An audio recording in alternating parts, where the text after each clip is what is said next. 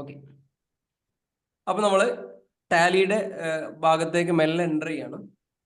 അതിൻ്റെ അകത്ത് നമുക്ക് ബേസിക് ആയിട്ടുള്ള കുറച്ച് കാര്യങ്ങളോടും കംപ്ലീറ്റ് ചെയ്യാനുണ്ട്. കുറച്ചും കൂടി ആളുകൾ ഇന്ന് ഒരുപാട് ആളുകൾക്ക് ഇന്ന് പങ്കെടുക്കാൻ വേണ്ടി പറ്റില്ല എന്ന് പറഞ്ഞിട്ട് മെസ്സേജ് അയച്ചുകൊണ്ടാണ് ഞാൻ നേരെ ടാലിയിലേക്ക് കിടക്കുന്നത്. അപ്പോൾ അത് അവർക്ക് പെട്ടെന്ന് ക്യാച്ച് ചെയ്യാൻ വേണ്ടി പറ്റും എന്നുള്ളതുകൊണ്ടാണ്. ബേസിക് ആയിട്ടുള്ള കാര്യങ്ങൾ ആർക്കെങ്കിലും ഇനിയും നല്ല രീതിയിൽ ഡൗട്ടുകൾ ഉണ്ടെങ്കിൽ അവരെ മാത്രം ഞാൻ പിക്ക് ചെയ്യാം. പിന്നീട് ക്ലാസ് കഴിഞ്ഞതിന് ശേഷം അവർ മാത്രം വേറെ സെഷനിൽ വന്നിട്ട് അവർക്ക് ഞാൻ അടുപ്പിച്ചൊരു 3-4 ദിവസം ട്രെയിനിങ് തരാം. അതായത് അവസാനം ജോയിൻ ചെയ്ത ന്യൂ ജോയിനീസിനൊക്കെ വേണ്ടിയിട്ട്. കാരണം ഇങ്ങനെ ഞങ്ങൾക്ക് ട്രെയിനിങ് തരുന്നത് എൻ്റെ ആവശ്യത്തിന് വേണ്ടിയിട്ടാണ്. എനിക്ക് നിങ്ങളെ ആവശ്യമുണ്ട് കുറച്ച് ആളുകൾ, അതുകൊണ്ടാണ്. അപ്പം സീരിയസ് ആയിട്ട് വരുന്ന ആളുകൾക്ക് എന്ത് ചെയ്യുക, അവിടെ മാത്രം വന്നാൽ മതി. ബേസിക് നോളജ് ഉള്ള ആളുകൾ അങ്ങോട്ടേക്ക് വരണ്ട. ഞാൻ വളരെ താഴ്ന്നിട്ടായിരിക്കും അവിടെ സംസാരിക്കുക. അതുകൊണ്ട് അറിയുന്ന ആളുകൾക്ക് ഭയങ്കര ഒരു സുഖം ഉണ്ടാവില്ല അത്. അപ്പോൾ അറിയാത്ത ആളുകൾ മാത്രം അവിടെ വന്നാൽ മതി. ഏറ്റവും ബേസിക് ഇല്ലാത്ത, അതായത് കൊമേഴ്സ് അല്ലാത്ത ഹ്യൂമാനിറ്റീസ് സയൻസ് ബാക്ക്ഗ്രൗണ്ടിലുള്ള ആളുകൾ മാത്രം അങ്ങോട്ടേക്ക് വന്നാൽ മതി. അല്ലെങ്കിൽ ഒട്ടും ബേസ് ഇല്ലാത്ത ആളുകൾ. ഓക്കെ, അപ്പം ടാലിയിൽ എങ്ങനെയാണ് നമ്മുടെ വർക്കുകൾ നമ്മൾ ചെയ്തു തുടങ്ങുക എന്നാണ് ഇനി നമ്മൾ പഠിക്കാൻ വേണ്ടി പോകുന്നത്. ടാലിയാണ് നമ്മളിവിടെ പഠിക്കാൻ വേണ്ടി പോകുന്നത്. ടാലിയിൽ മിനിയാന്ന് റിലീസ് ചെയ്തിട്ടുള്ള ഏറ്റവും ലേറ്റസ്റ്റ് വേർഷൻ ആയിട്ടുള്ള ടാലി 4.0 ആണ് നമ്മളിനി തുടങ്ങാൻ വേണ്ടി പോകുന്നത്. ഏറ്റവും ലേറ്റസ്റ്റ് വേർഷൻ ആണ്. നിലവിൽ നിങ്ങൾ ഏത് ഇൻസ്റ്റിറ്റ്യൂഷനിൽ പോയി കഴിഞ്ഞാലും, ഞാൻ ഇന്ന് ഒരു സ്ഥലത്ത് പോയപ്പോൾ അവിടെ പഠിപ്പിക്കുന്നത് ടാലി ERP9 ആണ്. ആരും ഇൻസ്റ്റിറ്റ്യൂട്ട് മറ്റുള്ള കാര്യങ്ങളൊന്നും പറയുന്നില്ല. ടാലി ERP9 ആണ്. ടാലി ERP9 കഴിഞ്ഞിട്ട് ഒരുപാട് കാലമായി. അറിയാത്തതുകൊണ്ടാണോ ഇനി അതല്ല അങ്ങനെ മതി എന്നുള്ളതുകൊണ്ടാണോ എന്നറിയില്ല. പിന്നീട് അപ്പം അത് കഴിഞ്ഞു 3.2 കഴിഞ്ഞു, 1.0 കഴിഞ്ഞു, 3.2 കഴിഞ്ഞു, 3 കഴിഞ്ഞു. നമ്മൾ മിനിയാന്ന് റിലീസ് ചെയ്ത സാധനമാണ് ഇനി മുതൽ പഠിക്കാൻ വേണ്ടി പോകുന്നത്. മിനിയാന്ന് റിലീസ് ഏറ്റവും ലേറ്റസ്റ്റ് സാധനം. അതിൽ കുറേയൊക്കെ നമുക്ക് അപ്പോഴാണ് നമുക്ക് റിപ്പോർട്ടിങ്ങിനെ കുറിച്ച് കൃത്യമാണ് മനസ്സിലാക്കാൻ വേണ്ടി പറ്റും. കാരണം നമ്മൾ നേരത്തെ എടുത്ത റിപ്പോർട്ടിംഗ് അല്ല, ഒരുപാട് ഗ്രാഫിക്സ് വന്നിട്ടുണ്ട്. ഞാനത് ചെക്ക് ചെയ്ത് നോക്കിയിരുന്നു. അടിപൊളി റിപ്പോർട്ടായിരുന്നു, നല്ല റിപ്പോർട്ടിംഗ് രീതിയൊക്കെ ഉണ്ട്. അപ്പോൾ ആ സാധനം തന്നെ നമുക്ക് പഠിക്കാം. അപ്പോഴാണ് ഒന്നും കൂടി നമുക്ക് അഡ്വാൻസ് ആവത്തുള്ളൂ. ഓക്കെ, അപ്പോൾ ഞാൻ സ്ക്രീനും ഷെയർ ചെയ്യാം. നമ്മൾ എങ്ങനെയാണ് ഈ ഒരു സോഫ്റ്റ്വെയർ ഡൗൺലോഡ് ചെയ്യാന്ന് എല്ലാവർക്കും അറിയില്ലേ? ഒരുപാട് ആളുകൾ ചോദിച്ചിട്ടുണ്ടായിരുന്നു. അപ്പോൾ അവർക്ക് വേണ്ടിയിട്ട് ഞാൻ എങ്ങനെയാണ് ഈ ഒരു സാധനം ഡൗൺലോഡ് ചെയ്യാന്നുള്ളത്, just Tally prime free download എന്ന് ജസ്റ്റ് ഗൂഗിളിൽ സെർച്ച് ചെയ്താൽ മതി. ടാലി പ്രൈം ഫ്രീ ഡൗൺലോഡ് എന്നുള്ള ഒരു ഓപ്ഷൻ, അത് ക്ലിക്ക് ചെയ്യാം. അവിടെ ക്ലിക്ക് ചെയ്യുമ്പോൾ ഡൗൺലോഡ് ടാലി പ്രൈം 4.0 എന്ന് പറഞ്ഞ ഒരു വേർഷൻ വരും, ഈ സംഭവം വരും. ഓക്കെ, ഇത് വന്നു കഴിഞ്ഞാൽ ബാക്കിയുള്ള കാര്യങ്ങൾ എങ്ങനെയാണ് ചെയ്യണം പറഞ്ഞുതരാം. ഇവിടെ 2 ഭാഗങ്ങളുണ്ടാവും. എഡിറ്റ് ലോഗ് ഉണ്ടാവും, റിലീസ് 4.0 ഉണ്ടാവും. നമുക്ക് റിലീസ് 4.0 ആണ് ക്ലിക്ക് ചെയ്യണത്. അത് ക്ലിക്ക് ചെയ്യുന്ന സമയത്ത് ശ്രദ്ധിക്കാം, അത് ക്ലിക്ക് ചെയ്യുമ്പോൾ നമുക്ക് ഡൗൺലോഡ് ക്ലിക്ക് ചെയ്യുന്ന സമയത്ത് ഇത് നേരെ ഡൗൺലോഡിങ് ഓപ്ഷനിലേക്ക് പോവാം. ചില സമയങ്ങളിൽ എന്തെങ്കിലുമൊക്കെ വിൻഡോസിന്റെ സോഫ്റ്റ്വെയറുകളൊക്കെ, ഏറ്റവും വിൻഡോസിന്റെ പുതിയ സോഫ്റ്റ്വെയറുകളൊക്കെ ഈ സംഭവത്തിന് ഇങ്ങനെ റിജക്ട് ചെയ്തുകൊണ്ടിരിക്കും. കാരണം അൺവെരിഫൈഡ് ഫയൽ അങ്ങനെ എന്തെങ്കിലുമൊക്കെ പറഞ്ഞിട്ട് ഈ സംഭവത്തിന് റിജക്ട് ചെയ്തുകൊണ്ടിരിക്കും. അപ്പോൾ ഇവിടെ ജസ്റ്റ് ഒന്ന് ക്ലിക്ക് ചെയ്തിട്ട്, അതായത് ഇത് വെരിഫൈഡ് അല്ലാത്ത ഒരു ഫയലായിട്ടാണ് വിൻഡോസിനെ ട്രീറ്റ് ചെയ്യുക. അപ്പോൾ നമ്മൾ ഡൗൺലോഡ് അൺവെരിഫൈഡ് ഫയൽ എന്ന് കൊടുത്തു കഴിഞ്ഞാൽ ഈ സംഭവം ഇവിടെ ഡൗൺലോഡ് ആയിട്ട് വരും. ഡൗൺലോഡ് ആയി വന്നു കഴിഞ്ഞാൽ സ്ക്രീൻ കാണുന്നില്ലേ? കാണുന്നുണ്ട്. ഡൗൺലോഡ് ഫയലും കാണുന്നില്ലേ ഇപ്പൊ? കാണുന്നുണ്ട്. ഓക്കെ, അത് കഴിഞ്ഞതിന് ശേഷം എൻ്റെ സ്ക്രീൻ ഷെയർ ചെയ്യേണ്ടി തോന്നുന്നുണ്ട്. ഇതല്ലാത്ത രീതിയിൽ ഓക്കെ,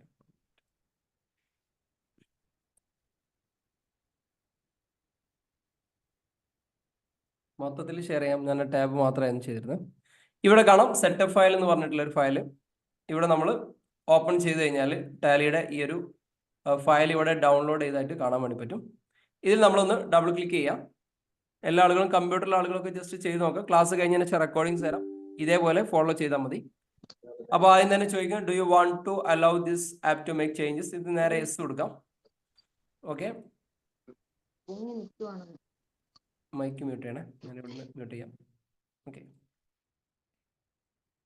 അപ്പോൾ നമ്മൾ ഇങ്ങനെ ക്ലിക്ക് ചെയ്യുന്നു. ക്ലിക്ക് ചെയ്യുന്ന സമയത്ത് ഇവിടെ കോൺഫിഗർ മോർ ആക്ഷൻ ഇൻസ്റ്റാൾ എന്ന ഓപ്ഷൻ വരും. അത് നമ്മൾ ഇൻസ്റ്റാൾ കൊടുക്കാം. ഓക്കെ, ഇൻസ്റ്റാൾ കൊടുത്തു കഴിഞ്ഞാൽ നമ്മുടെ ഫയൽ ഇൻസ്റ്റാൾ ആയി വരുന്നുണ്ട്. ഓക്കെ,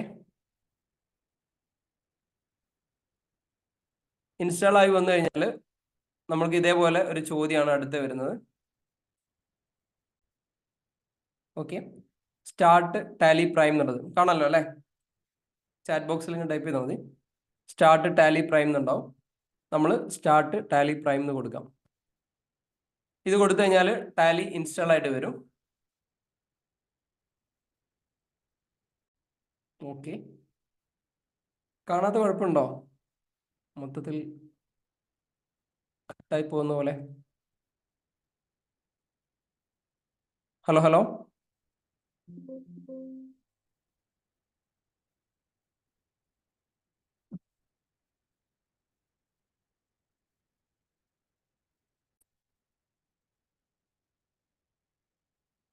ഓക്കെ, ഇങ്ങനെ കിട്ടിക്കഴിഞ്ഞാൽ അപ്ലിക്കേഷൻ സെറ്റപ്പ് എന്ന് പറഞ്ഞൊരു സംഭവം ഉണ്ടാവും. അപ്ലിക്കേഷൻ സെറ്റപ്പ് എന്ന് കഴിഞ്ഞാൽ ബേസിക് വേർഷൻ ആയതുകൊണ്ട് നമ്മളിങ്ങനെ ആക്സെപ്റ്റ് കൊടുത്തു കഴിഞ്ഞാൽ നമുക്ക് മുമ്പോട്ടേക്ക് പോയാൽ മതി. ഇവിടെ 4 സാധനങ്ങൾ ഉണ്ടാവും. നമ്മൾ ലൈസൻസ് കൊടുത്ത് ആക്ടിവേറ്റ് ചെയ്യാനാണെങ്കിൽ ആക്ടിവേറ്റ് ന്യൂ ലൈസൻസ് എന്നുണ്ടാവും. ഓൾറെഡി നമ്മളുള്ള ആളാണെങ്കിൽ നമുക്ക് റീആക്ടിവേറ്റ് ചെയ്യാൻ വേണ്ടിയിട്ടാണ് ഈ സംഭവങ്ങൾ. നമ്മളിവിടെ ഉപയോഗിക്കുന്നത് ട്രൈഡ് ഫോർ ഫ്രീ എഡ്യൂക്കേഷൻ മോഡാണ്. നമ്മൾ എഡ്യൂക്കേഷൻ മോഡിലാണ് ഇത് ഉപയോഗിക്കുന്നത്. ജസ്റ്റ് എഡ്യൂക്കേഷൻ മോഡ് ഓപ്പൺ ചെയ്ത് കഴിഞ്ഞാൽ നമ്മൾ ഈ ഒരു പ്ലാറ്റ്ഫോമിലേക്ക് നമ്മൾ എത്തും. ഓക്കെ, അപ്പോൾ ഇങ്ങനെയാണ് നമ്മൾ ടാലി ഡൗൺലോഡ് ചെയ്ത് നമ്മൾ ചെയ്തു വെക്കേണ്ടത്. ഓക്കെ, ഇത് ചെയ്ത് കഴിഞ്ഞ് കഴിഞ്ഞാൽ നമുക്ക് ജസ്റ്റ് ടാലിയുടെ ഈ ഒരു പ്ലാറ്റ്ഫോം ഒന്ന് പരിചയപ്പെടാം. ആസ് യൂഷ്വൽ എല്ലാ വെബ്സൈറ്റിലുള്ളത് പോലെ തന്നെ കുറച്ച് കാര്യങ്ങൾ ടാലിയുടെ വെബ്സൈറ്റിനകത്തുണ്ടാവും. ജസ്റ്റ് എന്താണെന്നുള്ള മാത്രം ഒന്ന് പരിചയപ്പെടാം, പിന്നീട് നമുക്ക് പോകാം. അപ്പോൾ നമ്മൾ ഇപ്പോൾ നമ്മുടെ ഒരു ബിസിനസ് ആണെന്ന് വിചാരിച്ചോളൂ. ഈ ഒരു സംഭവം നമ്മുടെ സ്വന്തം ബിസിനസ് ആണെന്ന് വിചാരിച്ചോളൂ. എല്ലാ ആളുകൾക്കും, നമ്മുടെ സെഷനിൽ ഇരിക്കുന്ന എല്ലാ ആളുകൾക്കും എന്തൊക്കെയോ തരത്തിലുള്ള ബിസിനസ്സുകൾ ഉണ്ട് എന്ന് വിചാരിക്കാം. എന്തൊക്കെ തരത്തിലുള്ള ബിസിനസ്സുകൾ ഉണ്ട് എന്ന് വിചാരിക്കാം. അപ്പോൾ ആദ്യം നിങ്ങൾ ടാലി എന്ന് പറഞ്ഞ ഒരു പ്രൈവറ്റ് സോഫ്റ്റ്വെയർ ആണ്. അപ്പോൾ ഈ കമ്പനിയുടെ സോഫ്റ്റ്വെയർ ഉപയോഗിച്ചിട്ട് എങ്ങനെയാണ് നമ്മളെ കാര്യങ്ങളെല്ലാം ചെയ്യുന്നത് എന്നുള്ളതാണ് നമ്മൾ നോക്കാൻ വേണ്ടി പോകുന്നത്. ഉദാഹരണം, ഇപ്പം നിഖിലിന് ഒരു കമ്പനി ഉണ്ട്, ഏതൊരു XYZ എന്ന് പറഞ്ഞൊരു കമ്പനി ഉണ്ട്. ആ കമ്പനി നമ്മൾ ആദ്യം എന്ത് ചെയ്യണം? ടാലിക്കകത്തേക്ക് എൻ്റർ ചെയ്ത് കൊടുക്കണം. അല്ല, ഇപ്പൊ ടാലിക്ക് അറിയത്തില്ല ഇതിൽ ആരൊക്കെയാണ് ഇത് ഉപയോഗിക്കുന്നത് എന്നുള്ളത്. ഒരുപാട് ആളുകൾ ഉപയോഗിക്കുന്നുണ്ട്. അപ്പോൾ ഓരോരുത്തർക്കും വേണ്ടി നമ്മൾ എന്ത് ചെയ്യണം? കസ്റ്റമൈസ് ചെയ്തിട്ട് എന്ത് ചെയ്യണം? നമ്മൾ ഓരോ പേരിൽ ഓരോ കമ്പനികൾ ഉണ്ടാക്കി വെക്കണം. ഓക്കെ, അപ്പോൾ അതിന് വേണ്ടിയിട്ട് നമ്മൾ ആദ്യം എന്ത് ചെയ്യാം? ഇവിടെ F3 എന്നുള്ള ഒരു ബോക്സ് ആവുന്നില്ല, F3 company. Okay, F3 company click ചെയ്യാം. F3 കമ്പനി ക്ലിക്ക് ചെയ്യുന്ന സമയത്ത് നമുക്ക് ഒരുപാട് ഓപ്ഷൻസ് വരും. Create company, alter company, select company എന്ന് വരും. ഇവിടെ നമ്മൾ ക്രിയേറ്റ് കമ്പനി എന്ന് കൊടുക്കാം. ആദ്യം നമ്മൾ പഠിക്കുന്നത് കമ്പനി ഡൗൺലോഡിങ് കഴിഞ്ഞ് കഴിഞ്ഞാൽ പിന്നെ നമ്മൾ പഠിക്കുന്നത് കമ്പനി ക്രിയേഷൻ ആണ്. ഓരോരോ ബിസിനസ്സിന് വേണ്ടിയിട്ടും ഓരോ തരത്തിലുള്ള കമ്പനി നമ്മൾ ക്രിയേറ്റ് ചെയ്ത് കൊടുക്കണം. ഇപ്പോൾ ഉദാഹരണം, ഞാനൊരു ABC ട്രേഡേഴ്സ് എന്ന് പറഞ്ഞിട്ടുള്ള ഒരു കമ്പനി ഞാൻ ഉണ്ടാക്കാൻ വേണ്ടി പോവുകയാണെങ്കിൽ ഞാൻ ABC ട്രേഡേഴ്സ് എന്നുള്ള ഒരു പേര് ഇവിടെ കൊടുക്കാം. കമ്പനിയുടെ നെയിം ഇവിടെ കൃത്യമായിട്ട് കൊടുക്കാം. സാധാരണ രീതിയിൽ നമ്മളിങ്ങനെ അടിച്ചിട്ട് പോകുന്ന ഒരു പരിപാടി ചെയ്യാറുണ്ട്, പഠിക്കാനൊക്കെ ഉപയോഗിക്കുകയാണെങ്കിൽ പോലും. പക്ഷെ പഠിക്കാനാണെങ്കിൽ നമ്മൾ കൃത്യമായിട്ട് ചെയ്തിട്ട് പോയി കഴിഞ്ഞാൽ നമുക്ക് റിപ്പോർട്ട് എടുക്കുന്ന സമയത്ത് അല്ലെങ്കിൽ പേയ്മെന്റ് വൗച്ചർ, റെസിപ്റ്റ് വൗച്ചർ, ഇങ്ങനെയുള്ള വൗച്ചറുകളൊക്കെ ടാലിയിൽ നിന്ന് തന്നെ പ്രിന്റ് ചെയ്യാൻ വേണ്ടി പറ്റും. ഇപ്പൊ മുമ്പൊക്കെ നമ്മൾ പേയ്മെന്റ് വൗച്ചറുകൾ വേറെ വേറെ റെസിപ്റ്റ് ആക്കിയിട്ട് നമ്മൾ ചെയ്തു പോവുകയാണ് ചെയ്യുക സ്ഥാപനത്തിലൊക്കെ. Receipt voucher, payment voucher, journal voucher. ഇപ്പൊ ടാലിക്ക് അകത്ത് നിന്ന് തന്നെ എല്ലാ കാര്യങ്ങളും നമുക്ക് പ്രിന്റ് എടുത്ത് കൊണ്ടുപോകാൻ വേണ്ടി പറ്റും. പുറത്ത് നമുക്കൊരു ഓഫ്ലൈൻ ആയിട്ട് നമുക്ക് ചെയ്യേണ്ട ഒരു ആവശ്യം നമുക്ക് ഉണ്ടാകത്തില്ല. അപ്പൊ അതിന് കൃത്യമായിട്ടും പ്രിന്റിന്റെ ഒരു മോഡൽ കിട്ടണമെന്നുണ്ടെങ്കിൽ ഇവിടെ ഇതിന്റെ അഡ്രസ്സും കാര്യങ്ങളും കൃത്യമായിട്ട് നമ്മൾ ഫില്ല് ചെയ്ത് വേണ്ടി പോകണം. ഉദാഹരണം, ഞാൻ ഇതിന്റെ ABC എന്ന് കൊടുക്കുകയാണ്. ഇത് കൃത്യമായിട്ട് നിങ്ങൾ കൊടുക്കുക. ഓക്കെ, അഡ്രസ്സ് കൃത്യമായിട്ട് കൊടുത്തു പോണേ. ജസ്റ്റ് നിങ്ങൾ ABCD എന്ന് അടിച്ചു പോകണം. അതിനുശേഷം സ്റ്റേറ്റ് കൃത്യമായിട്ട് കൊടുക്കാം. ഈ സ്റ്റേറ്റ് എന്ന് കൊടുക്കുന്നത് ഇമ്പോർട്ടൻ്റ് ആയ സെഷനാണ്. സ്റ്റേറ്റ് മാറി കഴിഞ്ഞു കഴിഞ്ഞാൽ നമ്മുടെ GSTയുടെ പ്രോബ്ലംസ് ഒക്കെ ചെയ്യുന്ന സമയത്ത് ഒരുപാട് പ്രശ്നങ്ങൾ സംഭവിക്കും. സ്റ്റേറ്റ് മാറി കഴിഞ്ഞാൽ. ഇപ്പൊ കേരളം നമ്മൾ സെലക്ട് ചെയ്തു, മറ്റൊരു സ്റ്റേറ്റിലേക്ക് സെലക്ട് ചെയ്യുമ്പോൾ ഇൻട്രാ സ്റ്റേറ്റും ഇന്റർ സ്റ്റേറ്റും തമ്മിൽ കുറച്ച് കോൺഫ്ലിക്റ്റുകൾ വരാനുണ്ട്. അതുകൊണ്ട് സ്റ്റേറ്റ് എന്നുള്ള കാര്യം കൃത്യമായിട്ടും കൊടുക്കണം, അടിച്ചു മിന്നി പോവരുത്. ഓക്കെ, അത് കഴിഞ്ഞതിന് ശേഷം കൺട്രി ഓട്ടോമാറ്റിക് വന്നിട്ടുണ്ട്. പിന്നെ പിൻകോഡ് നമ്മൾ കൃത്യമായിട്ട് അടിച്ചു കൊടുക്കാം. ടെലിഫോൺ ഉണ്ടെങ്കിൽ അത് കൃത്യമായിട്ടും ഇതേപോലെ അടിച്ചു കൊടുക്കാം. മൊബൈൽ നമ്പറും കൃത്യമായിട്ടും ഇതേപോലെ അടിച്ചു കൊടുക്കാം. ഓക്കെ, അതിനുശേഷം ഫാക്സ് കാര്യങ്ങൾ ഉണ്ടെങ്കിൽ അതൊന്ന് ഉണ്ടാകേണ്ട ആവശ്യം ഉണ്ടാവില്ല. ഓക്കെ, ഇമെയിൽ കൃത്യമായിട്ടും കൊടുക്കാം. വെബ്സൈറ്റ് കൃത്യമായിട്ടും ഇതേപോലെ അടിച്ചു കൊടുക്കാം. ഓക്കെ, അതിനുശേഷം financial year beginning from, books beginning from. ഇത് ചില ആളുകൾ ഇവിടെ എത്തിക്കഴിഞ്ഞാൽ മുമ്പോട്ടേക്ക് പോകാൻ കഴിയാത്തൊരു അവസ്ഥ വരാറുണ്ട്. ഫിനാൻഷ്യൽ ഇയർ ബിഗിനിങ് ഫ്രം എന്ന് പറഞ്ഞാൽ എന്താ? Financial year beginning from, book beginning from എന്ന് പറഞ്ഞാൽ എന്തായിരിക്കും? Financial year beginning from book beginning from ആർക്കെങ്കിലും ഒന്ന് പറയാൻ പറ്റും? First April. ഈ ബിസിനസ് സ്റ്റാർട്ട് ചെയ്യുന്ന ആ ഇപ്പൊ GST തുടങ്ങിയപ്പോ ഏപ്രിൽ മനസ്സിലായി. ബുക്ക് തിരുവനന്തപുരം GST 2000 ജൂലൈ തൊട്ട് അങ്ങനെയുള്ള മാസം തുടങ്ങുന്നത്. എങ്ങനെ ഒന്നുകൂടി പറഞ്ഞേ, കൃത്യമായിട്ട് പറഞ്ഞേ. ബുക്ക് സ്റ്റാർട്ട് ചെയ്യുന്നത് നമ്മൾ ഓപ്പൺ രണ്ടും ഒരേ ഡേറ്റ് തന്നെയാണോ വരിക? അല്ല, രണ്ടും ആരെങ്കിലും ഒരാൾ പറഞ്ഞേ, ആരെങ്കിലും ഒരാൾ സംസാരം കൃത്യമായിട്ട് പറയാൻ പറ്റിയ ഒരാൾ ഞാൻ പിന്നെ മൊത്തത്തിൽ മ്യൂട്ട് ചെയ്യാം. ഒന്ന് കൈ പൊന്തിച്ചാൽ മതി ആർക്കാ പറയാൻ പറ്റുന്നുള്ളത്. ഞാൻ അവർക്ക് മൈക്ക് തരാം. രഞ്ജിത്തിന് തരാം അല്ലേ? ഓക്കെ. ആ ഫിനാൻഷ്യൽ ഇയർ തുടങ്ങണത് ആദ്യം കൊടുക്കുക. പിന്നെ നമ്മളെ ബുക്ക് എന്നാണ് നമ്മൾ എൻട്രി തുടങ്ങണത് അത് മുതൽ രണ്ടാമത്തേത് കൊടുക്കുക. അങ്ങനെ തന്നെ അല്ലേ എല്ലാരും കൊടുക്കുക? ഓക്കെ അല്ലേ? തുടങ്ങല്ലോ അല്ലേ? അപ്പൊ നമ്മള് ഇവിടെ ചില ആളുകള് കണ്ണും പൊട്ടി നോക്കാൻ നമ്മൾ പഠിപ്പിക്കുന്ന സമയത്ത് ഇങ്ങനെ കാണാം. ഇവിടെ ഒരു സ്റ്റാർട്ടിങ് ഡേറ്റ് കൊടുക്കും. വായിക്കാതെ ചെയ്യുന്നതുകൊണ്ടുള്ള കുഴപ്പമാണ്. ഇവിടെ സ്റ്റാർട്ടിങ് ഡേറ്റ് കൊടുക്കും, ഇങ്ങനെ കൊടുക്കും 1/4/23 കൊടുക്കും. എന്നിട്ട് ഇവിടെ 31/3/23 ഇങ്ങനെ 24 വെച്ച് കൊടുക്കാറുണ്ട്. ഇങ്ങനെ കാണാറുണ്ട് ചില ആളുകളെ. വായിക്കാതെ ചെയ്യുന്നതുകൊണ്ട് അടിച്ചു മിന്നി പോകുന്നതാണ് സാർ. എന്നിട്ട് ഇത് പോകുന്നില്ല എന്ന് പറയും. ശരിക്കും മലയാളം ഇംഗ്ലീഷ് എഴുതി അതേപോലെ വായിച്ചാൽ കറക്റ്റ് ആയിട്ട് കിട്ടും സംഭവം. ഓക്കെ. അപ്പൊ 1/4/2023 നമ്മൾ ഫിനാൻഷ്യൽ ഇയർ സ്റ്റാർട്ട് ചെയ്തിട്ടുണ്ടെങ്കിൽ, ഞാനൊരു 1/5/23 സ്റ്റാർട്ട് ചെയ്യണമെങ്കിൽ എന്ത് ചെയ്യാം? ഈ രീതിയിൽ എന്ത് ചെയ്യാം? നമുക്ക് മുമ്പോട്ട് പോകും. അതായത് ഫിനാൻഷ്യൽ ഇയർ തുടങ്ങിയതിന് ശേഷമായിരിക്കും ബുക്ക് സ്റ്റാർട്ട് ചെയ്യാം. ആ ഒരു ഓർമ്മ ഉണ്ടായാൽ മതി. അല്ലാതെ അടിച്ചു മിന്നി പോയി കഴിഞ്ഞാൽ മുമ്പോട്ടേക്ക് അടിക്കാൻ വേണ്ടി പറ്റില്ല. ഇനി ഇവിടെ ബേസ് കറൻസി എന്ന് പറഞ്ഞ സംഭവമുണ്ട്. ബേസ് കറൻസി എന്ന് പറഞ്ഞ സംഭവമുണ്ട്. നമ്മൾ ഇന്ത്യയിലായതുകൊണ്ട് ഇന്ത്യയിലെ ഒരു കമ്പനി ക്രിയേഷനാണ് പറഞ്ഞത്. ഇനി അതല്ല മറ്റേതെങ്കിലും രാജ്യത്താണെങ്കിൽ അതിനനുസരിച്ച് ഇപ്പൊ UK ചെയ്യുന്നെങ്കിൽ ഡോളർ വെച്ച് കൊടുക്കാം. സൗദിയിലാണ് ചെയ്യുന്നെങ്കിൽ സൗദി റിയാൽ വെച്ച് കൊടുക്കാം. ഈ ഫിനാൻഷ്യൽ ഇയർ ബിഗിനിങ് ഫ്രമും ബുക്സ് ബിഗിനിങ് ഫ്രമും സെയിം ഡേറ്റ് ആയ കുഴപ്പമുണ്ടോ? കുഴപ്പമില്ല, നമ്മൾ നോക്കിയാൽ മതി. കുഴപ്പമൊന്നുമില്ല. പക്ഷെ നമ്മൾ മനസ്സിലാക്കുക എപ്പോഴാണ്. ഉദാഹരണം, ഞാൻ മെയ് മാസമാണ് സ്റ്റാർട്ട് ചെയ്തത് ഒരു ബിസിനസ്. മെയ് മാസമാണ് സ്റ്റാർട്ട് ചെയ്തതെന്ന് നമ്മൾ വിചാരിച്ചോളി. അങ്ങനെയാണെങ്കിൽ book beginning from financial year beginning from 1/4/23 ആയിരിക്കും. എന്നാണോ സ്റ്റാർട്ട് ചെയ്യുന്നത് മറ്റേത് 1/6/23 ആയിരിക്കും എന്നർത്ഥം. ക്ലിയർ ആയില്ലേ? ഓക്കെ. ആ രീതിയിലാണ് ആ സംഭവത്തിന് ചെയ്യേണ്ടത്. അത് കഴിഞ്ഞ് കഴിഞ്ഞാലും ബേസ് കറൻസി സിമ്പിൾ. അപ്പം റിയാൽ കൊടുക്കാം, UAE ആണെങ്കിൽ കൊടുക്കാം. ഞാനിപ്പോ സാറ് ചെയ്തതിന്റെ ഒപ്പം തന്നെ ഇത് ചെയ്യുന്നുണ്ടായിരുന്നേ. അപ്പൊ അതില് നമ്മുടെ സ്റ്റേറ്റ് എന്നുള്ളടത്ത് എനിക്ക് അവിടെ സ്റ്റേറ്റ് വരുന്നില്ല, റീജിയൻ എന്നാ വരുന്നത്. നിങ്ങൾ എവിടുന്ന ആക്സസ് ചെയ്യുന്നത്? ഏത് ഇപ്പൊ ആക്സസ് ചെയ്യുന്ന എവിടുന്ന? ഞാന് വീട്ടിൽ നിന്നാണ്. അല്ല, വീട് മീൻസ് ഇന്ത്യയിലല്ലേ? ഇന്ത്യയിലാണ്. പുറത്തല്ലല്ലോ? പുറത്തല്ല. അവിടെ സ്റ്റേറ്റ് വരുമല്ലോ. ഇപ്പൊ ലേറ്റസ്റ്റ് ഡൗൺലോഡ് ചെയ്ത സാധനമാണോ? ഇപ്പൊ ഞാൻ സാറ് പറഞ്ഞതിന് ശേഷം ഡൗൺലോഡ് ചെയ്താ. ആണോ? നിങ്ങളെ സ്ക്രീൻ ഷെയർ ചെയ്ത് ഞാൻ ലാസ്റ്റ് നോക്കാം. ഏതായാലും ആ ബാക്കിയുള്ള അടിച്ചു ചെയ്തു. ലാസ്റ്റ് സ്ക്രീൻ ഷെയർ ചെയ്തിട്ട് നമുക്ക് നോക്കാം. ഞാൻ വാട്സാപ്പിൽ ഷെയർ ചെയ്യുന്നുണ്ട്. ഓക്കെ, ഞാൻ നിങ്ങൾക്ക് സ്ക്രീൻ ചെയ്യാനുള്ള പെർമിഷൻ തരാം കുറച്ച് കഴിയാം. അപ്പം ബേസ് സിമ്പിള് ഇനി വല്ല അതേപോലെ ബാക്കി ഇങ്ങനെ അടിച്ചു പോയിക്കോളൂ. റീജിയൻ എന്താ കാണിക്കുന്നത്? ഏഷ്യ പസഫിക് ആ രീതിയിലാണോ കാണിക്കുന്നത്? അതെ, ഇപ്പൊ റീജിയൻ ഇത് വന്നിട്ടുണ്ട്, സ്റ്റേറ്റ് വന്നിട്ടുണ്ട്.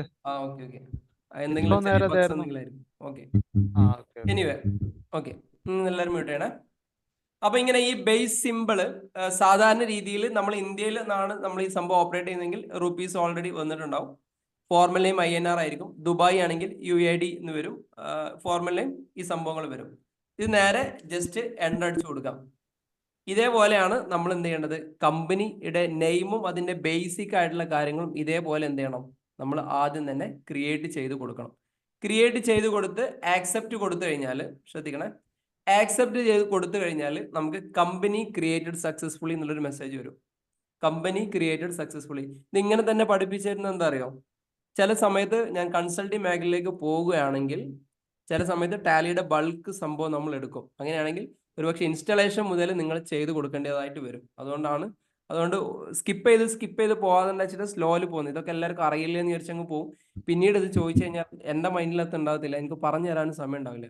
അതുകൊണ്ടാണ് എല്ലായിടത്തും സ്ലോലി പോകുന്നത്. കുറച്ച് കാലം കൂടി റെക്കോർഡിങ് അവിടെ അവൈലബിൾ ആവുള്ളൂ. അപ്പോഴേക്കും കണ്ട് തീർത്താൽ മതി. ഓക്കെ, അപ്പൊ കമ്പനി ക്രിയേറ്റഡ് സക്സസ്ഫുള്ളി എന്നുള്ള ഒരു മെസ്സേജസ് ഇവിടെ വന്നിട്ടുണ്ടാവും. Okay, enable the features as per your business. നമ്മുടെ ബിസിനസിന്റെ ആവശ്യത്തിനനുസരിച്ച് ഇതിന്റെ ഫീച്ചേഴ്സ് നമ്മൾ എനാബിൾ ചെയ്ത് കൊടുക്കണം എന്നാണ് ഇനി പറയുന്നത്. അതായത് നമ്മുടെ ബിസിനസ് ഏത് തരത്തിലുള്ള ബിസിനസ് ആണോ അതിനനുസരിച്ചാണ് നമ്മൾ ഇവിടെ എനാബിൾ ചെയ്ത് കൊടുക്കേണ്ടത്. ഉദാഹരണം, ഞാനൊരു സർവീസ് മേഖലയിൽ പ്രവർത്തിക്കുന്ന ഒരാളാണെങ്കിൽ എന്നെ സംബന്ധിച്ചിടത്തോളം ഇൻവെന്ററിയുടെ ആവശ്യം എനിക്കില്ല. മനസ്സിലായോ? ഇതിൽ പ്രധാനമായിട്ടും ഇതിന്റെ ഫീച്ചേഴ്സ് എന്ന് പറയുന്നത് ഒന്ന് അക്കൗണ്ടിങ് ആണ്, അക്കൗണ്ട്സുകൾ നമുക്ക് ചെയ്യാം. രണ്ടാമത്തത് ഇൻവെന്ററി ആണ്, സ്റ്റോക്കുകൾ നമുക്ക് ചെയ്യാം. മൂന്നാമത്തത് ടാക്സേഷൻ ആണ്, ടാക്സിന്റെ കാര്യങ്ങൾ നമുക്ക് ചെയ്യാം. ഇതാണ് പ്രധാനമായിട്ടും ടാലിക്കകത്ത് നമുക്ക് ചെയ്യാൻ വേണ്ടി പറ്റിയ സാധനം. ഒന്നാമത്തത് അക്കൗണ്ടിങ്, രണ്ടാമത്തത് സ്റ്റോക്ക്, മൂന്നാമത്തത് ടാക്സേഷൻ. ഇത്രയും കാര്യങ്ങളാണ് ചെയ്യാൻ വേണ്ടി പറ്റിയത്. ഇതിന്റെ കൂടെ നമുക്ക് എന്ത് ചെയ്യാൻ വേണ്ടി പറ്റും? ഹലോ, ഇതിന്റെ കൂടെ ഞാൻ ബാക്കിയുള്ള സാധനം കൂടി കാണിച്ചു തരാം. ഇതിന്റെ കൂടെ പേറോളും കൂടി നമുക്ക് ചെയ്യാൻ വേണ്ടി പറ്റും. ശ്രദ്ധിക്കണേ, ഇതിന്റെ കൂടെ പേറോളും കൂടി നമുക്ക് ചെയ്യാൻ വേണ്ടി പറ്റും. അപ്പൊ ഒരു കമ്പനി സക്സസ് ആയി ക്രിയേറ്റ് ചെയ്ത് കഴിഞ്ഞാൽ, നമ്മുടെ കമ്പനിയുടെ പേരും കാര്യങ്ങളൊക്കെ ചെയ്ത് കഴിഞ്ഞാൽ അടുത്ത സ്റ്റേജ് എന്ന് പറയുന്നത് നമ്മൾ ഏത് തരത്തിലുള്ള കമ്പനിയാണ് എന്നതിന്റെ അടിസ്ഥാനത്തിലാണ് പിന്നെ കാര്യങ്ങൾ ചെയ്യേണ്ടത്. ഞാൻ നേരത്തെ പറഞ്ഞിരുന്നു, മാനുഫാക്ചറിങ് കമ്പനി ആയിരിക്കും ഒന്നെങ്കിൽ, അല്ലെങ്കിൽ ട്രേഡിംഗ് കമ്പനി ആയിരിക്കും, അല്ലെങ്കിൽ സർവീസ് ആയിരിക്കും. ഈ 3 തരത്തിലുള്ള കമ്പനി ആയിരിക്കും. മാനുഫാക്ചറിങ് കമ്പനിയെ സംബന്ധിച്ചിടത്തോളം അക്കൗണ്ടിങ് എസ് ആക്കി കൊടുക്കണം. അക്കൗണ്ടിങ് നമ്മൾ നിർബന്ധമായിട്ട് ചെയ്യേണ്ടി വരും. ഇൻവെന്ററി നിർബന്ധമായിട്ടും ചെയ്യേണ്ടി വരും. നിലവിൽ GST ബാധിക്കുന്ന ഒരാളാണെങ്കിൽ GST എസ് ചെയ്യേണ്ടി വരും.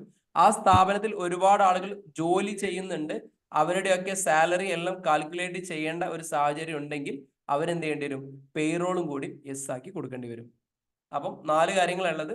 ഒന്ന് അക്കൗണ്ടിങ്, 2 ഇൻവെന്ററി, മൂന്നാമത്തത് ടാക്സേഷൻ, നാലാമത്തത് പേറോൾ. ഇത്രയും കാര്യങ്ങളാണ് നമ്മൾ ശ്രദ്ധിക്കേണ്ടത്. മാനുഫാക്ചറിങ് ആണെങ്കിൽ നിലവിലെ സാഹചര്യത്തിൽ GST ഉണ്ടെങ്കിൽ ഈ പറഞ്ഞ 4 കാര്യങ്ങൾ ഓപ്പൺ ചെയ്യേണ്ടി വരും. ട്രേഡിംഗ് അക്കൗണ്ട് ആണെങ്കിൽ ഈ പറഞ്ഞ 4 കാര്യങ്ങളും ചെയ്യേണ്ടി വരും. സർവീസ് മേഖലയാണെങ്കിൽ ഇൻവെന്ററി നമുക്ക് സാധാരണ രീതിയിൽ ആവശ്യം ഉണ്ടാവാറില്ല. ക്ലിയർ ആയോ? അപ്പൊ നിങ്ങളുടെ ബിസിനസ് ഏതാണോ അതിനനുസരിച്ച് കാര്യങ്ങൾ എന്ത് ചെയ്യണം? പറഞ്ഞു കൊടുക്കണം. എന്താ രാജശ്രീ മേഡം, എന്തെങ്കിലും ഡൗട്ട് ഉണ്ടോ? സ്റ്റോക്ക് വേണ്ടേ? ഇപ്പൊ സ്റ്റോക്ക് മീൻസ് ഇൻവെന്ററി. ഇൻവെന്ററി വിളിക്കുന്ന പേരാണ് സ്റ്റോക്ക്. സ്റ്റോക്കും ഇൻവെന്ററി ഒന്നാണ്. ഓക്കെ, ഇപ്പൊ സർവീസ് മേഖല, ഇപ്പൊ ഞാൻ എഡ്യൂക്കേഷൻ മേഖലയിലാണ്, എന്നെ സംബന്ധിച്ചിടത്തോളം എനിക്ക് സ്റ്റോക്കിന്റെ ആവശ്യമില്ലല്ലോ. ഞാൻ ക്ലാസ് എടുക്കുന്നു, അങ്ങനെ പോകുന്നു. അല്ലെങ്കിൽ അക്ഷയയിൽ സ്റ്റോക്കിന്റെ ആവശ്യമില്ലല്ലോ. ഇതേപോലെയാണ് ഞാൻ ഉദ്ദേശിച്ചത്. ഓക്കെ, ഇനി ശ്രദ്ധിക്കാം. ഇനി നമ്മൾ ഇത്രയും കാര്യങ്ങളാണ് ഇവിടെ സാധാരണ രീതിയിൽ ഇത് നോ ആയിട്ടാണ് കിടക്കുക. അപ്പൊ നമുക്കിത് വളരെ കുറഞ്ഞ ഓപ്ഷൻസ് മാത്രമേ ഉണ്ടാവും. ഇതെല്ലാം ഇങ്ങനെ ആയിരിക്കും ചിലപ്പോൾ നിങ്ങൾക്ക് കിട്ടുക. സിസ്റ്റം ഓപ്പൺ ചെയ്ത ഉടനെ തന്നെ ഈ രീതിയിലായിരിക്കും നിങ്ങൾക്ക് കിട്ടുക. അപ്പോൾ ഇതിന് മുകളിൽ ഷോ മോർ എന്നുള്ളടുത്ത് എസ് ആക്കി കൊടുക്കാം. എസ് ആക്കി കൊടുത്താൽ കുറച്ചും കൂടി ഡാറ്റ ഇവിടെ ഓപ്പൺ ആയി വരും. എല്ലാ ഫീച്ചേഴ്സും ഓൺ ആണെങ്കിൽ അതിന് താഴത്ത് ഷോ ഓൾ ഫീച്ചേഴ്സ് ഉണ്ട്, അതുകൂടി എസ് കൊടുത്താലാണ് ബാക്കിയുള്ള കാര്യങ്ങളെല്ലാം വരിക. ഇപ്പൊ അക്കൗണ്ടിങ് എസ് ആയി വരും, ഇൻവെന്ററി എസ് ആയി വരും, ടാക്സേഷൻ എസ് ആയി വരും, ഇതെല്ലാം ഇതായി വരും. ഇനി നമുക്ക് ഇഷ്ടത്തിനനുസരിച്ച് നമുക്ക് വേണോ വേണ്ടയോ എന്നുള്ളത് തീരുമാനിക്കാം. ഓക്കെ, നമുക്ക് വേണോ വേണ്ടയോ എന്നുള്ളത് തീരുമാനിക്കാം. ഇവിടെ അക്കൗണ്ടിങ് വൗച്ചേഴ്സ് വേണമെങ്കിൽ എസ് കൊടുത്ത് പോകാം. നമുക്ക് സ്റ്റോക്ക് വേണമെങ്കിൽ ഇവിടെ നോ കൊടുത്താൽ മതി. സ്റ്റോക്ക് വേണമെങ്കിൽ ജസ്റ്റ് ഇവിടെ മെയിൻറ്റെയിൻ ഇൻവെന്ററി എന്നുള്ളത് ഇവിടെ എസ് ആണെങ്കിൽ ജസ്റ്റ് നോ കൊടുത്തു കഴിഞ്ഞാൽ പിന്നെ ബാക്കിയുള്ള കാര്യങ്ങൾ ഒന്നും ചോദിക്കത്തില്ല. ഇൻവെന്ററി എന്നുള്ള സംഭവത്തെ കുറിച്ച് ഒന്നും ചോദിക്കത്തില്ല, നേരെ ടാക്സേഷനിലേക്ക് കിടക്കും.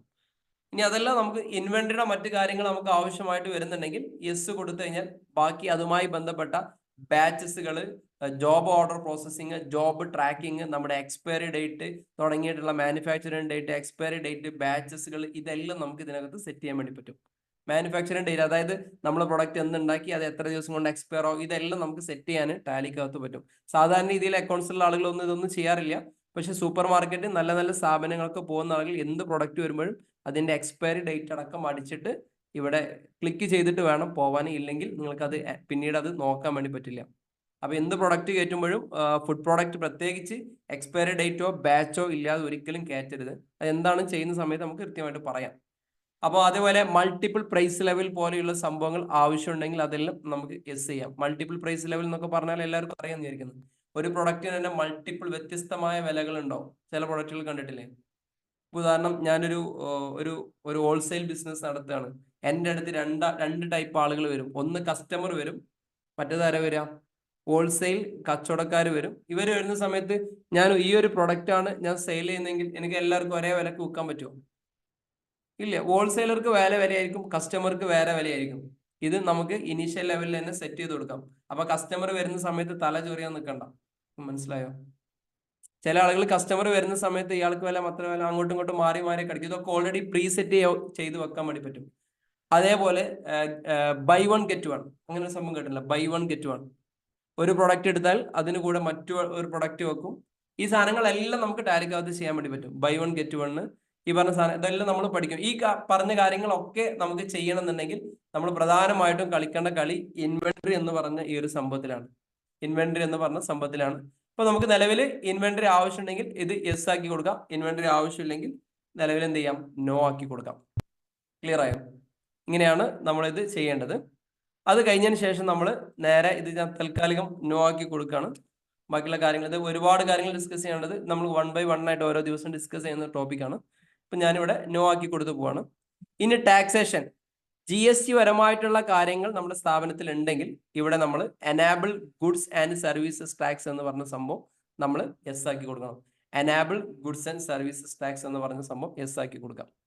ഓക്കെ. GST ഉണ്ടെങ്കിൽ, ഇല്ലെങ്കിൽ കുഴപ്പമില്ല. ഓക്കെ, പോയോ? ഓക്കെ, ജസ്റ്റ് ഒന്നുകൂടി കാണിക്കാം.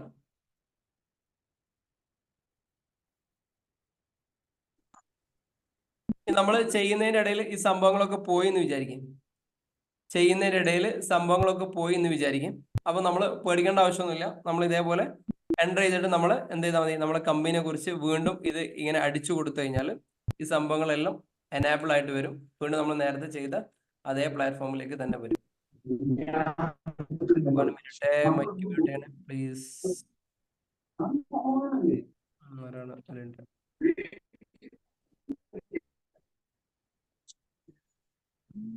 മൈക്കൊന്ന് എല്ലാവരും ശ്രദ്ധിക്കേ പ്ലീസ്. മൈക്കൊന്ന് എല്ലാവരും ശ്രദ്ധിക്കേ. ഞാൻ ഇവിടുന്ന്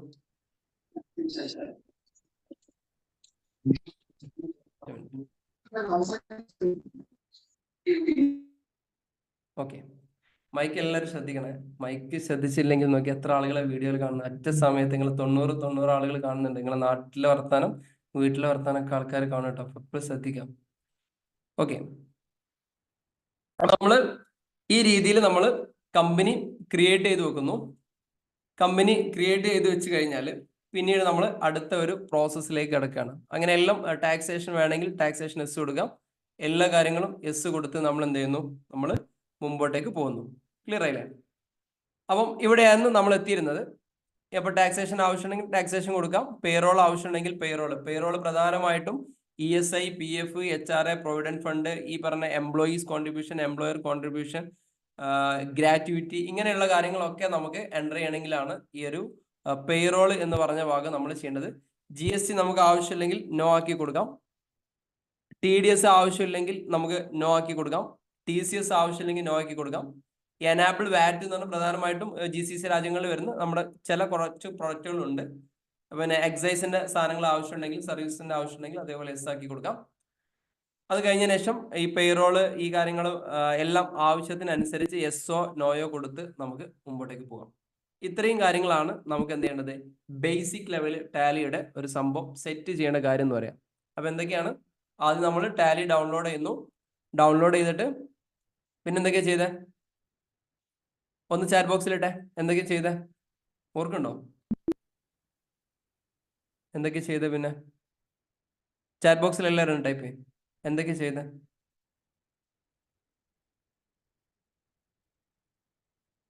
ഓക്കെ, എല്ലാവരും ഫാസ്റ്റ് ആയിട്ട് നിങ്ങൾ ഇവിടെ തന്നെ ഉണ്ടോ നോക്കാൻ വേണ്ടിയിട്ടാ. ഇനി ഞാൻ മെല്ലെ അടുത്ത ഭാഗത്തേക്ക് കടക്കാം. ഓക്കെ,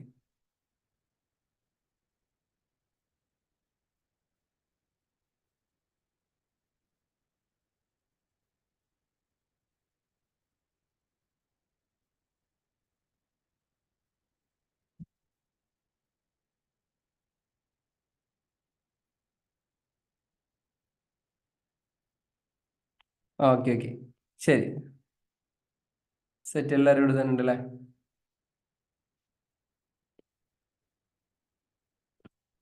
ടാലിയുടെയും സൂമിന്റെയും രണ്ടിന്റെയും എസ്കേപ്പ് ബട്ടൺ സെയിം ആണ്. അങ്ങനെ വലിയൊരു പ്രശ്നമുണ്ട്. അപ്പൊ ഇവിടെ എസ്കേപ്പ് അടിക്കുമ്പോൾ സൂമും എക്സിറ്റ് ആവും, ഇതടിക്കുമ്പോൾ രണ്ടും എക്സിറ്റ് ആവും. ടാലിയുടെ ബാക്ക് ബട്ടൺ എന്ന് പറയുന്ന സംഭവം എസ്കേപ്പ് ബട്ടൺ ആണ് കേട്ടോ. ഇത് വലിയൊരു പ്രശ്നമാണ്. ഓക്കെ, ഇനി ശ്രദ്ധിക്കാം. അപ്പൊ നമ്മൾ കമ്പനി ക്രിയേറ്റ് ചെയ്ത് കഴിഞ്ഞു. കമ്പനി ക്രിയേറ്റ് ചെയ്ത് കഴിഞ്ഞാൽ അടുത്തൊരു ഘട്ടം എന്താ അറിയോ? കമ്പനി ക്രിയേറ്റ് ചെയ്ത് കഴിഞ്ഞാൽ അടുത്ത ഘട്ടം എന്താ?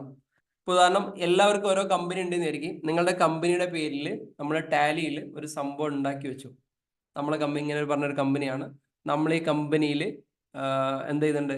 സ്റ്റോക്ക് കയറ്റാൻ വേണ്ടി പോകുന്നുണ്ട്. അതിനു വേണ്ടി നമ്മൾ ഇൻവെന്ററി എസ് ആക്കി കൊടുത്തു.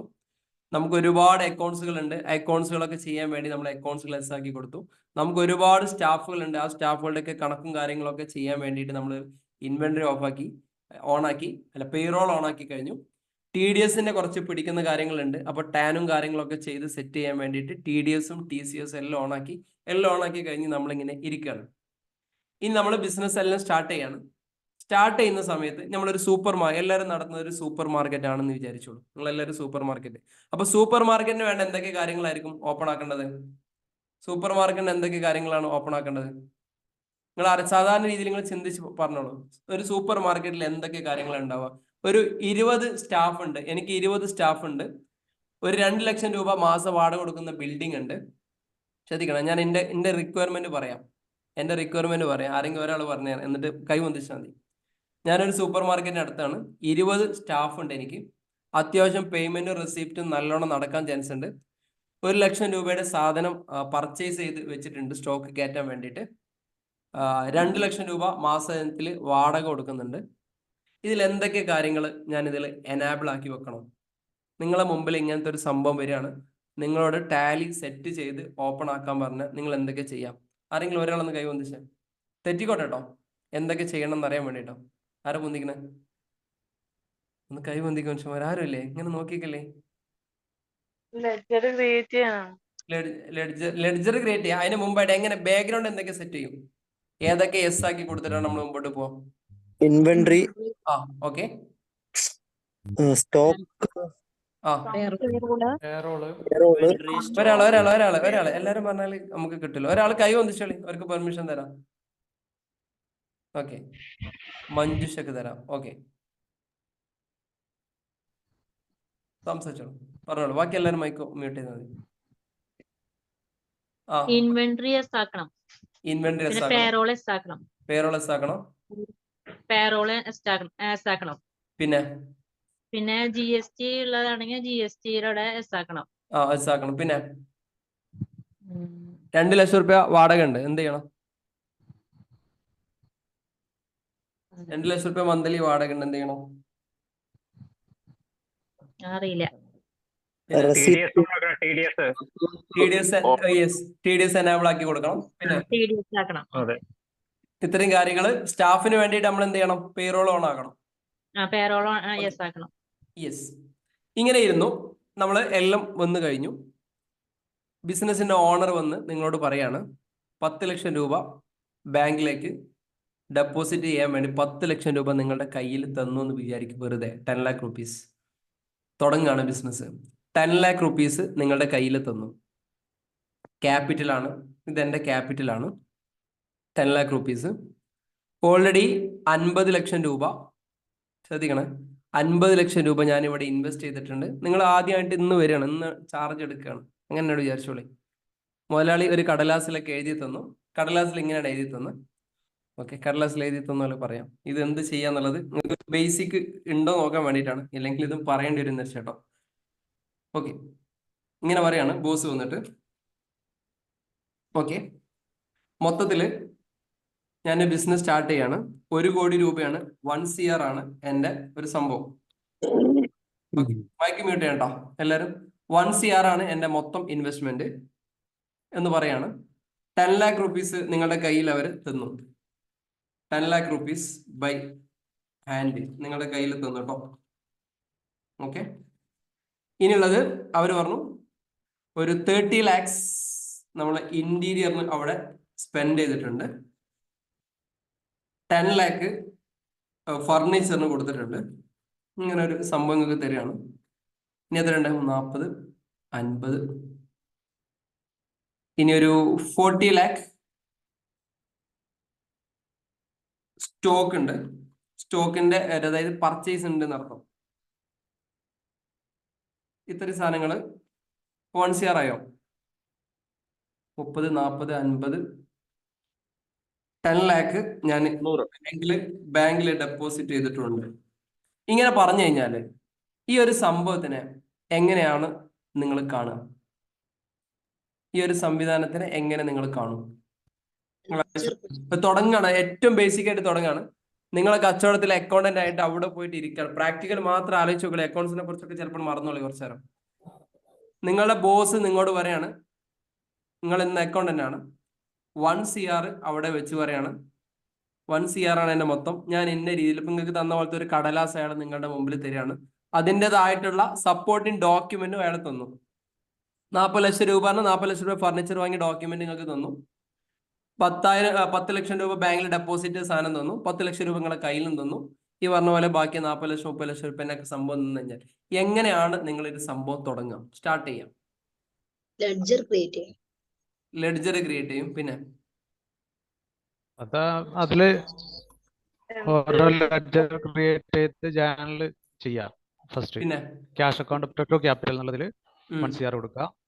പിന്നെ അത് കഴിഞ്ഞിട്ട് ഇപ്പോ ഫർണിച്ചർ വാങ്ങിയത് എത്രയാണ്, അതായത് പർച്ചേസിൽ ഫിക്സഡ് അസറ്റിൽ അത് ക്രിയേറ്റ് ചെയ്യാം. ഫിക്സഡ് അസറ്റിൽ ഫർണിച്ചർ ക്രിയേറ്റ് ചെയ്തിട്ട് അത് കാണിക്കുക 40 ലക്ഷം. Very good. ഇനി ഞാൻ പറയാം ഇങ്ങനെ ചെയ്താൽ അക്കൗണ്ട്സ് തെറ്റുമോ? പ്രഭാകരൻ സാറേ, ഇങ്ങനെ ഒരു റിപ്പോർട്ട് വെച്ചിട്ട് അക്കൗണ്ട്സ് നമ്മൾ തുടങ്ങിയ അക്കൗണ്ട്സ് തെറ്റുമില്ലേ? ഒരു ചെറിയൊരു സജഷൻ, ഇങ്ങനെ ജസ്റ്റ് നമുക്കൊരു കടലാസ് കൊണ്ടു തന്ന് അന്ന് തന്നെ നമ്മൾ പേപ്പറിൽ അടിച്ച് തുടങ്ങിയത് തെറ്റുമില്ലേ? തെറ്റാനുള്ള സാധ്യത കൂടുതലാണ്. തെറ്റാനുള്ള സാധ്യത 100% ഓക്കെയാണ്. അപ്പൊ ശ്രദ്ധിക്കാം, ഒരു പേപ്പർ കിട്ടിക്കഴിഞ്ഞാലും ഇൻസ്റ്റന്റ് ആയിട്ട് നമ്മൾ അങ്ങോട്ട് അപ്ലൈ ചെയ്യരുത്. എപ്പോഴും എല്ലാ സംഭവത്തും പറയാം, നിങ്ങൾ ഒരു സ്ഥാപനത്തിൽ അക്കൗണ്ടന്റ് ആയിട്ട് പോകണമെങ്കിൽ അന്ന് തന്നെ ഈ പരിപാടി തീർക്കണം എന്ന് ഒരു നിർബന്ധമില്ല. ആദ്യം ഫസ്റ്റ് ഡേ നിങ്ങളോട് പറയാനുള്ള എല്ലാവരും കാര്യം, ചാടിക്കേറി അക്കൗണ്ട്സ് ചെയ്ത് അക്കൗണ്ട്സ് കോളാക്കരുത്. നിങ്ങൾ ഉണ്ടാക്കിയ ആ കോളാക്കല് പിന്നീട് നിങ്ങളെ ബേക്കിൽ വരുന്നവന് ഒരിക്കലും പോലും എന്ത് ചെയ്യാൻ പറ്റില്ല, തിരിച്ചിങ്ങോട്ട് വലിച്ച് മറിച്ചിടാൻ വേണ്ടി പറ്റില്ല. പിന്നെ നന്നായിട്ട് മറച്ചു വെച്ചിട്ട് എന്ത് ചെയ്യാൻ പറ്റുള്ളൂ, വീണ്ടും ഈ ഒരു സംഭവം പുതിയ കമ്പനി ഒക്കെ തുടങ്ങി സ്റ്റാർട്ട് ചെയ്യേണ്ടി വരും. അപ്പൊ ആദ്യം നമ്മൾ വേണ്ടത്, ഒരു ബിസിനസിന്റെ അക്കൗണ്ട്സ് ചെയ്യാനിരിക്കുമ്പോൾ ആദ്യം നമ്മൾ എല്ലാ ട്രാൻസാക്ഷനും ഐഡന്റിഫൈ ചെയ്യാം. ബോസിനെ പിടിച്ച 1/2 മണിക്കൂർ എടുത്തെങ്കിലോടേക്ക് പോലെ, അല്ലെങ്കിൽ നിങ്ങൾക്ക് തിരക്കുണ്ടെങ്കിൽ തിരക്ക് കഴിഞ്ഞിട്ട് വരി എന്ന് പറഞ്ഞിട്ട് അയാളോട് 1-2 മണിക്കൂർ ഇരുന്നിട്ട് മൊത്തം ബിസിനസിന്റെ ട്രാൻസാക്ഷനും സിസ്റ്റങ്ങളും സെറ്റ് ആക്കിയതിന് ശേഷം മാത്രമേ അക്കൗണ്ട്സ് തുടങ്ങാവൂ.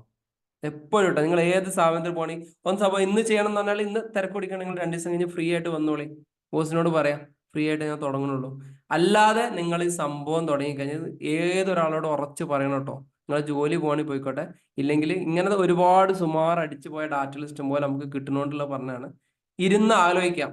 പ്രോസസ്സുകൾ ആദ്യം നമ്മൾ കംപ്ലീറ്റ് വരച്ചു വെക്കണം. ഒരു ഫ്ലോ ചാർട്ട് പോലെ വരച്ചു വെച്ചോളി.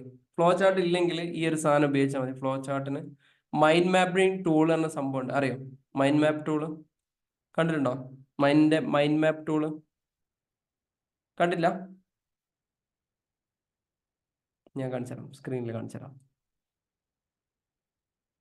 ഈ മൈൻഡ് മാപ്പ് ടൂളിൽ നമ്മുടെ എല്ലാ പ്രോസസ്സുകളും കൃത്യമായിട്ടും വരച്ച് വെച്ചിട്ട് വേണം എന്ത് പരിപാടികളും തുടങ്ങാൻ. എവിടെ നിന്ന് എങ്ങോട്ടേക്ക് പോയി, അവിടെ നിന്ന് എങ്ങോട്ടേക്ക് മൈൻഡ് മാപ്പ് ടൂൾ ഇവിടെ കാണുന്നില്ല. ഓക്കെ, മൈൻഡ് മാപ്പ് ടൂൾ മാക്കിൽ മാത്രമല്ലേ കിട്ടുള്ളൂ? എല്ലാത്തിലും കിട്ടുന്നുണ്ട്. കിട്ടും. ഓ, അടിപൊളിയായിട്ട് കിട്ടാം. ഓക്കെ, മ്യൂട്ട് ചെയ്യാം, എല്ലാവരും മ്യൂട്ട് ചെയ്യാം. ഓക്കെ, മൈക്ക് മ്യൂട്ട് ചെയ്യണം പ്ലീസ്, ഒന്ന് ശ്രദ്ധിക്കട്ടോ. പലരും ഇവിടെ ഒന്നല്ല, ഞാൻ മൊത്തത്തിലൂടെ ഓഫ് ചെയ്യാം.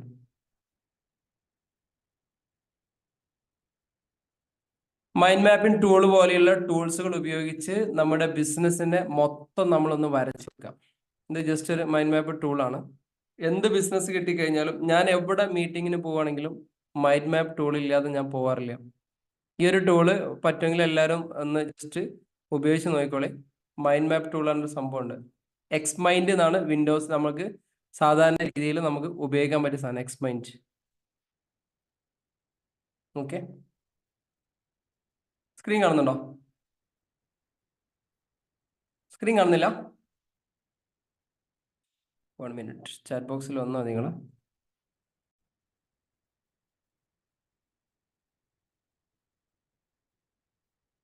ഞാൻ എപ്പോഴും ഏത് ബിസിനസ് മീറ്റിങ്ങിന് ഇരിക്കുമ്പോഴും, ഇനി നിങ്ങൾ എന്നെ ഏത് ബിസിനസ് മീറ്റിങ്ങിനകത്ത് പോയി കഴിഞ്ഞാലും നിങ്ങൾ ഈ രീതിയിൽ എന്ത് ചെയ്യണം?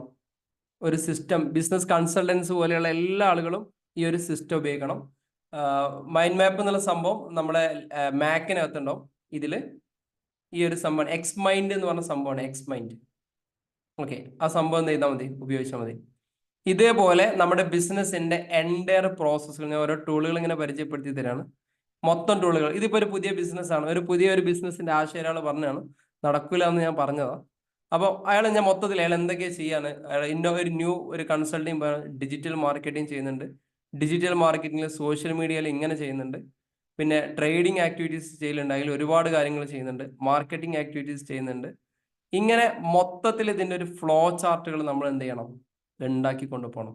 ഇങ്ങനെ മൊത്തത്തിൽ ആ ഒരു ബിസിനസ്സിൽ നടക്കാൻ വേണ്ടി പോകുന്ന മൊത്തം ട്രാൻസാക്ഷനെ നമ്മൾ ഇങ്ങനെ എഴുതി വരച്ചു പോകണം.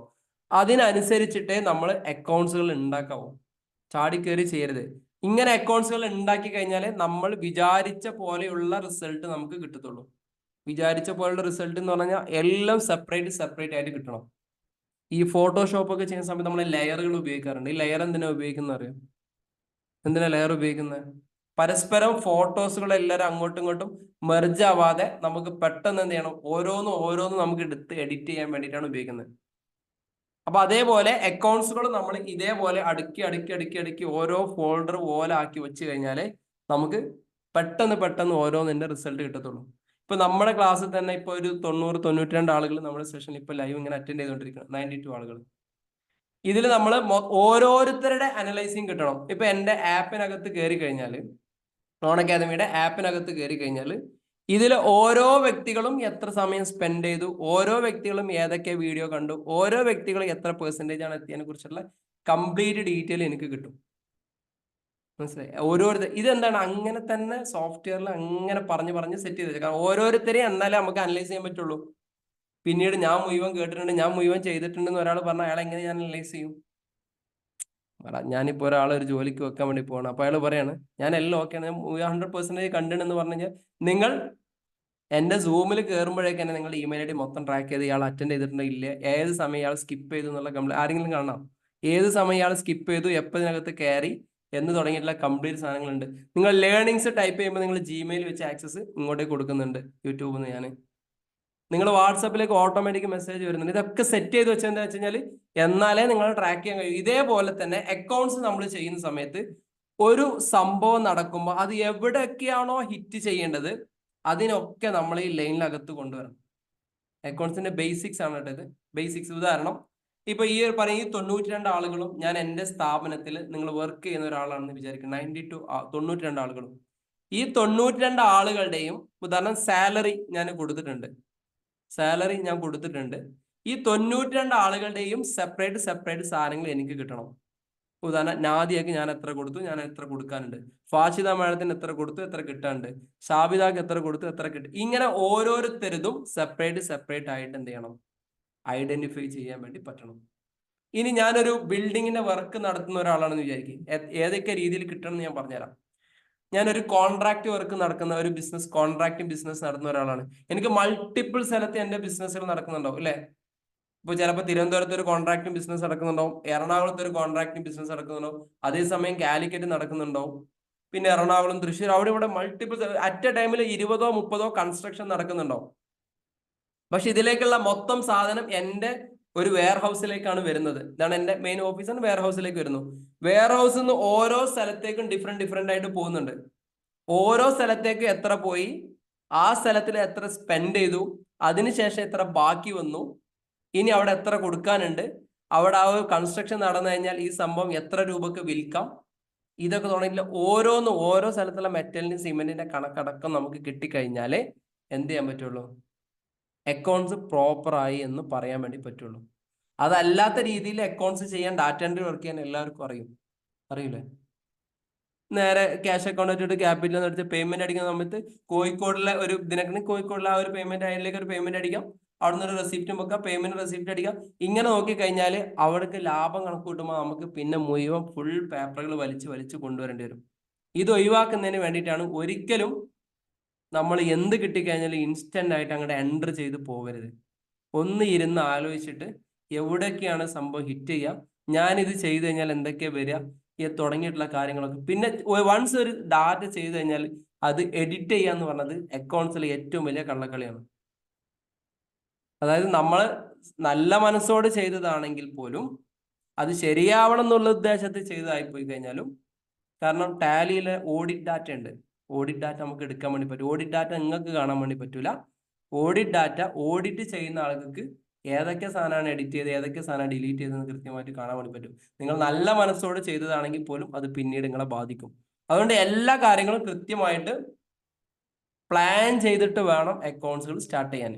ഇപ്പൊ ഞാൻ സൂപ്പർ മാർക്കറ്റ് ഇത്രയും കാര്യങ്ങൾ പറഞ്ഞ സമയത്ത് ബോസിനോട് ചോദിക്കാണ്, നിങ്ങളെ മൊത്തം ആക്ടിവിറ്റി എങ്ങനെയൊന്ന് പറയാന്ന് പറയാം. അപ്പൊ ബോസ് എന്തൊക്കെയാ പറയാം? ഞാൻ ഇത്ര ലക്ഷം രൂപ മുടക്കി നോനെ, ഇന്ന രീതിയിലൊക്കെയാണ് ഞാനിങ്ങനെ പർച്ചേസ് ചെയ്തു. ഓക്കെ, എന്നൊരു കാര്യം ചെയ്യും.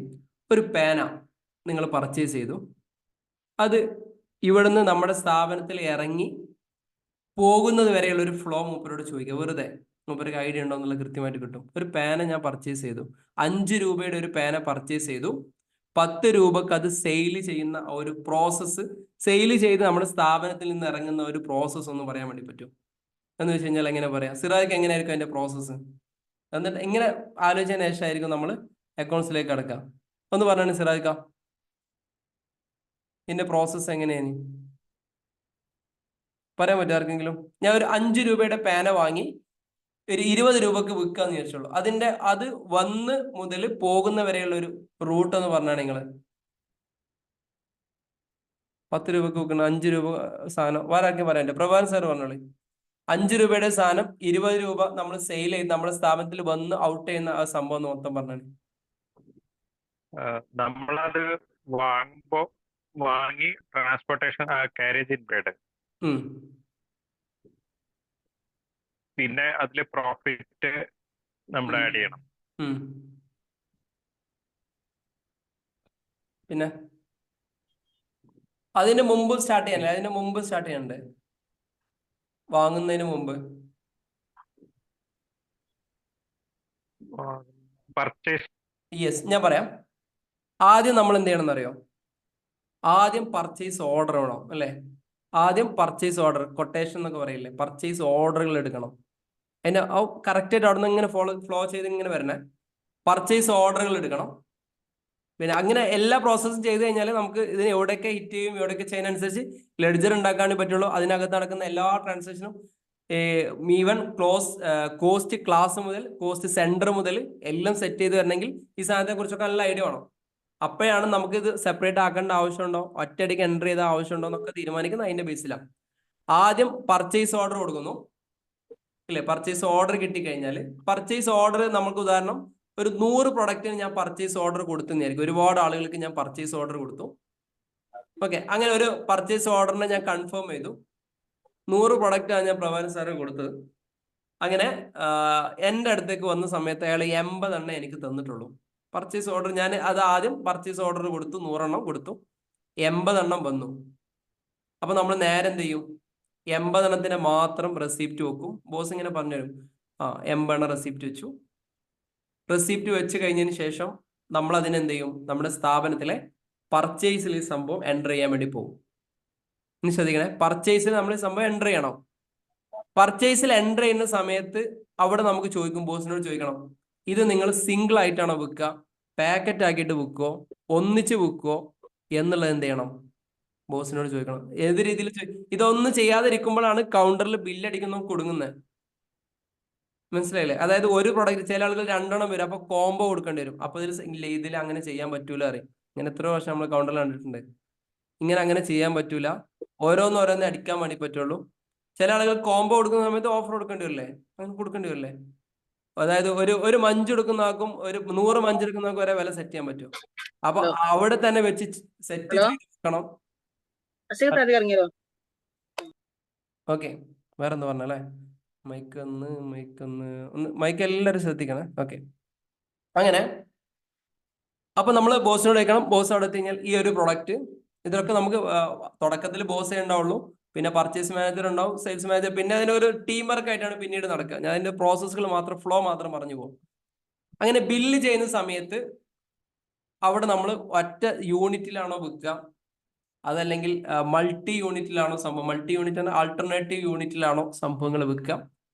ഇനി അവിടെ തന്നെ ഒരു പ്രൊഡക്റ്റിന് തന്നെ ഡിഫറെന്റ് വിലകൾ വരാനുള്ള സാധ്യതകൾ ഉണ്ടോ എന്ന് നമ്മൾ ചെക്ക് ചെയ്യണം. അതിനനുസരിച്ച് വേണം സ്റ്റോക്ക് വരെ കയറ്റാൻ വേണ്ടിയിട്ട്. ഓക്കെ, അതിൽ സ്റ്റോക്ക് ഉണ്ടാവും. പക്ഷെ നമ്മൾ സീനിയർ അക്കൗണ്ടന്റ് ആണെങ്കിൽ ഈ പണികളൊന്നും നമ്മൾ എടുക്കേണ്ട ആവശ്യമില്ല കേട്ടോ. അതിനൊക്കെ ഡാറ്റ എൻട്രിയിൽ ആളുകളുണ്ടാവും. പക്ഷെ നമ്മളാണ് ഇതിന്റെ ഫ്ലോ വരച്ചു കൊടുക്കേണ്ടത്, നമ്മളാണ് ബിസിനസിന്റെ നഷ്ടം ലാഭം കൃത്യമായിട്ട് പറഞ്ഞു കൊടുക്കേണ്ടത്. അപ്പൊ അങ്ങനെ സ്റ്റോക്ക് കയറ്റുന്നതിനുമായി ബന്ധപ്പെട്ട് ഏതൊക്കെ പേരിൽ അവർ ചോദിക്കും, ഈ ബ്രാൻഡിൽ മറ്റുള്ള പ്രൊഡക്റ്റുകൾ വരുമോ എന്ന് ചോദിക്കണം. അങ്ങനെയാണെങ്കിൽ എന്ത് ചെയ്യണം, അതെല്ലാം ഒരു കാറ്റഗറി ആക്കി സെറ്റ് ചെയ്ത് നോക്കണം. മനസ്സിലായി? കാറ്റഗറി ഒരേ, ഇപ്പോൾ പേനയാണെങ്കിൽ പേന, റിനോൾസിന്റെ പേന വരും, ലെക്സിന്റെ പേന വരും, ഒരുപാട്. അങ്ങനെ എന്ത് ചെയ്യണം, ഇതേപോലെയുള്ള മറ്റ് സാധനങ്ങൾ വരുമോ, ഇനി വന്നു കഴിഞ്ഞാൽ ഇങ്ങനെ, ഈ രീതിയിലുള്ള സാധനങ്ങൾക്കൊക്കെ വേണ്ടി നമ്മൾ എന്ത് ചെയ്യണം, ആദ്യമേ സെറ്റ് ചെയ്ത് പ്രിപ്പയർ ആയിരിക്കണം. അങ്ങനെ കഴിഞ്ഞു. ഈ സാധനം ഇപ്പം ചിലപ്പോൾ ഫുഡ് പോലെയുള്ള ഐറ്റംസ് ആണെങ്കിൽ ഇത് എക്സ്പയർ ആവുമോ നോക്കണം. ഫുഡ് പോലെയുള്ള സാധനം എക്സ്പയർ ആണെങ്കിൽ എക്സ്പയറിംഗ് ഡേറ്റ് കൊടുക്കണം, മാനുഫാക്ചറിംഗ് ഡേറ്റ് കൊടുക്കുക. അതൊക്കെ നമ്മൾ ആദ്യം തന്നെ സെറ്റ് ചെയ്യണം. ഓക്കെ, ഇതേപോലെ തന്നെ ഇതിന്റെ വേറെ ഒരു കാൽക്കുലേഷൻ ആണ് ഫിക്സഡ് അസറ്റ് വരുന്ന സമയത്ത്.